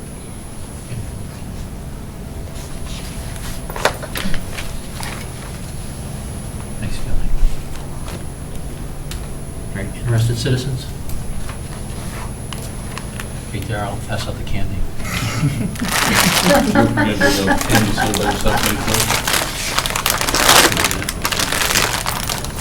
I don't have it for the budget subcommittee, I just want to get it off. Okay, that's good.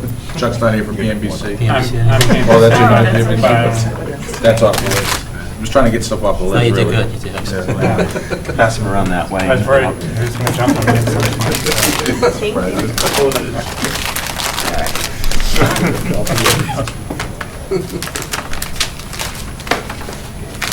We're well before 11:30, so I have plenty of time tonight. Think about it like that. No Bruins game? Enough of that. Harold, talk. All right. Can you just get the primary agenda back up so I can just have the list of them there? 'Cause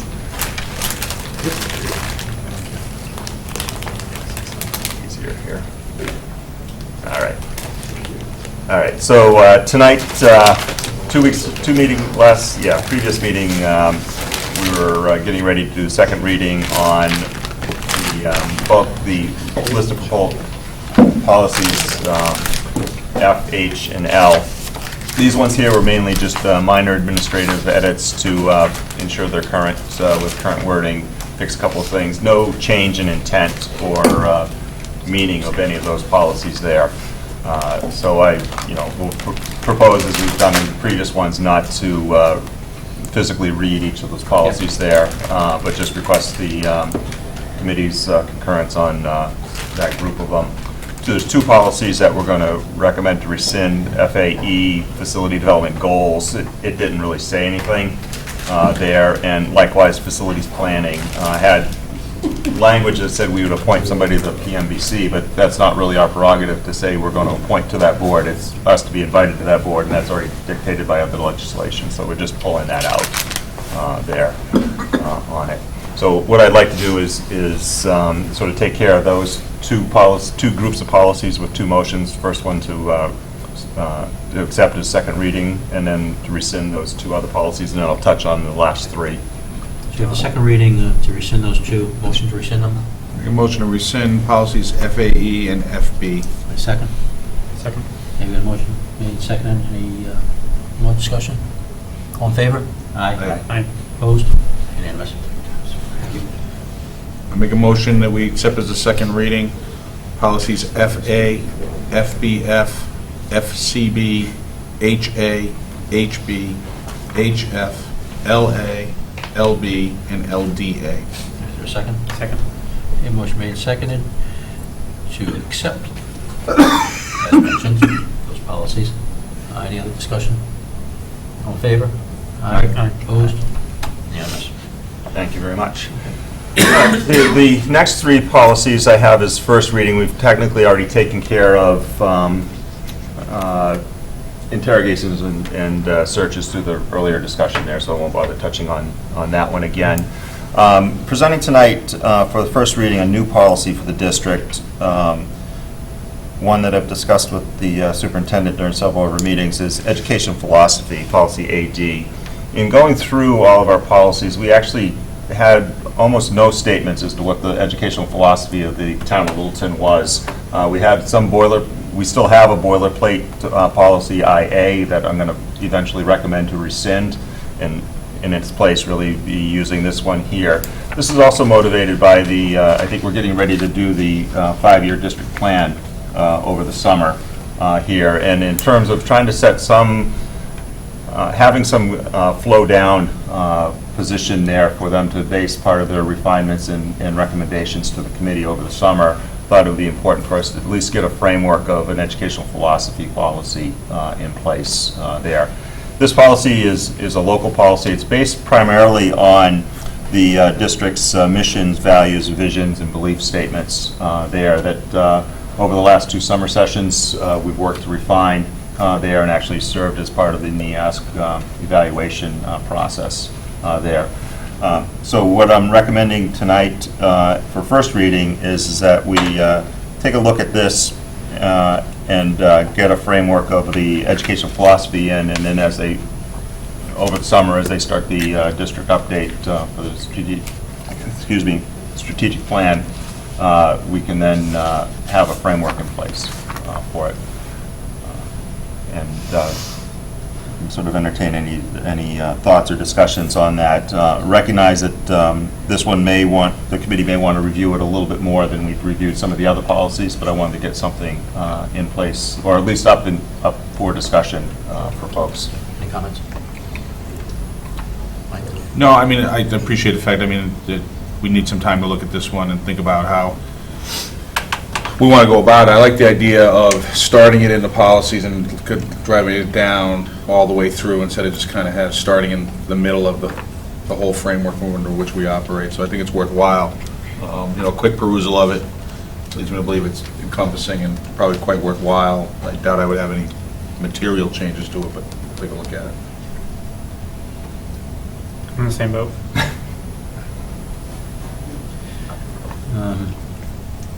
Your comment about using summer school to go over this, concur 100%, because we have a mission statement, we have a vision statement. Those aren't philosophies, though. Philosophy is a much more broad, overarching, innate thought process on how we approach something. I think we want to address this a little bit more in depth. And this is a good kickoff point for us, so it's a point of departure for me, is where I'm at this one. And using the summer school for us to, first off, do this and give it some thought that perhaps we haven't given it enough thought up to this point, and be better prepared then, and help you develop a process, or excuse me, a product that we all think is indeed the philosophical underpinnings of we as a committee reflecting the community profess for our kids. So, we okay with do that? Yeah. Yeah. All right. Because my intention is as people, read about what is our district, one of the things they hopefully are opening is our policies and looking at, where do we stand on this? And in fact, this becomes really a cornerstone. Think about it. Right. The strategy will flow down from this. This doesn't flow down from the strategy. So we have somewhat of a time crunch in that regard, as we don't want to hold up the strategy development. But I think it's probably important that we have this firmly ensconced before we get that far with a strategy. You folks agree? As administrators too? Well, this is part of the bigger umbrella, but we already have a strategic plan in place, and we're not gonna change the direction that the district has been going into in terms of the broad categories. But we're certainly going to work on what do those categories mean to us as we move forward. And part of our summer retreat will be presenting that information that we've assembled for the school committee as we move forward. For that to be an accurate statement, it means we already have a general philosophy we've espoused, we've not codified it over the time. And that strategy is a reflection of that philosophy. Nevertheless, if we're going to take time to write this, we will write it first, and then we'll revise strategy. Because otherwise, don't do this. Well, it has to be, realistically, it's a green print, because we have this component, but we also have the Pursuit of Excellence Task Force that we need to be able to be flexible enough to incorporate some of their recommendations as we move forward. So it'll be a working document as time goes on. Okay. If I might, if it's the will of the committee, I could send this to the task force just to collect thoughts, general ideas, so that when we do come to our summer retreat, we have, as Mark did with the homework policy, we have all the little comments in a row there, so we can just consider different points that can be made. I'm okay. Yeah. Okay. Sure. Great. We're not going to tie it up, though. Oh, right, no. Input's welcome, but we have our self-imposed deadline. And, and I guess I view this policy as probably, maybe initially might be a little bit more dynamic than some of our other policies. We could end up revising this over the next, getting a version of it out, put up as policy, and then probably it may need to be revisited, several months later as we get the rest of the inputs or other things that factor, because otherwise I think we could get stuck, that it never gets it through, Yeah, we don't want to be the perfect perfect to be the enemy of the good. Right. For sure on this one. And yes. So I guess let me poll the chair here. Would you like me to bring this for second reading at our next meeting, or would you like me to table it for a little longer? No, as I said, summer school will discuss it, please. Okay. If we're all in agreement on that. Okay, because next meeting is next week, so I want to make sure I get our priorities set for what we're... Now, you can sit on this one next week. No problem.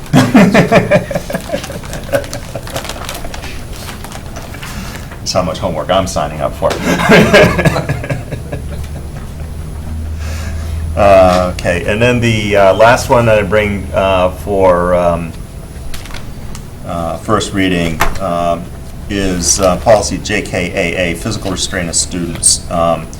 So earlier this year, we actually rescinded a couple of policies related to physical restraint. Some of them had outdated language within them, and they didn't really provide much guidance there, because there's a guiding state regulation, 603 CMR 46, that spells out very detailed what the regulations are for restraint of students. However, during the course of is it comprehensive review? And CPR.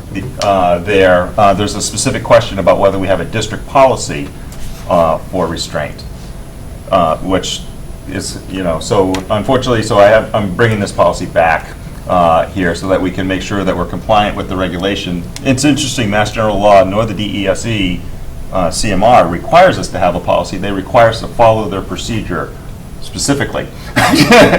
So it's almost redundant for us to be required to have a policy when we're required by state law and regulation to follow it. We have a policy to follow the law. That's essentially what this says here is. We get demerits if we don't have it on CPR review. So the policy is it does not really provide a lot of guidance other than that they shall follow the regulations of the state. You'll accept it as a first reading? No. Okay. You can run this one next week if you want. Yeah, Please. thank you. Carol, any others? No. All right. We've about come to the end of the day, folks. But we are going to need sounded like jubilation in the crowd. Sounded more nostalgic to me. Okay, we are going to need an executive session. Before we adjourn for that, there is a school committee meeting next week here, June 13th, 7 p.m. And here is the Littleton Police Department community meeting. So with that, any other business? Kelly? Chloe, anything?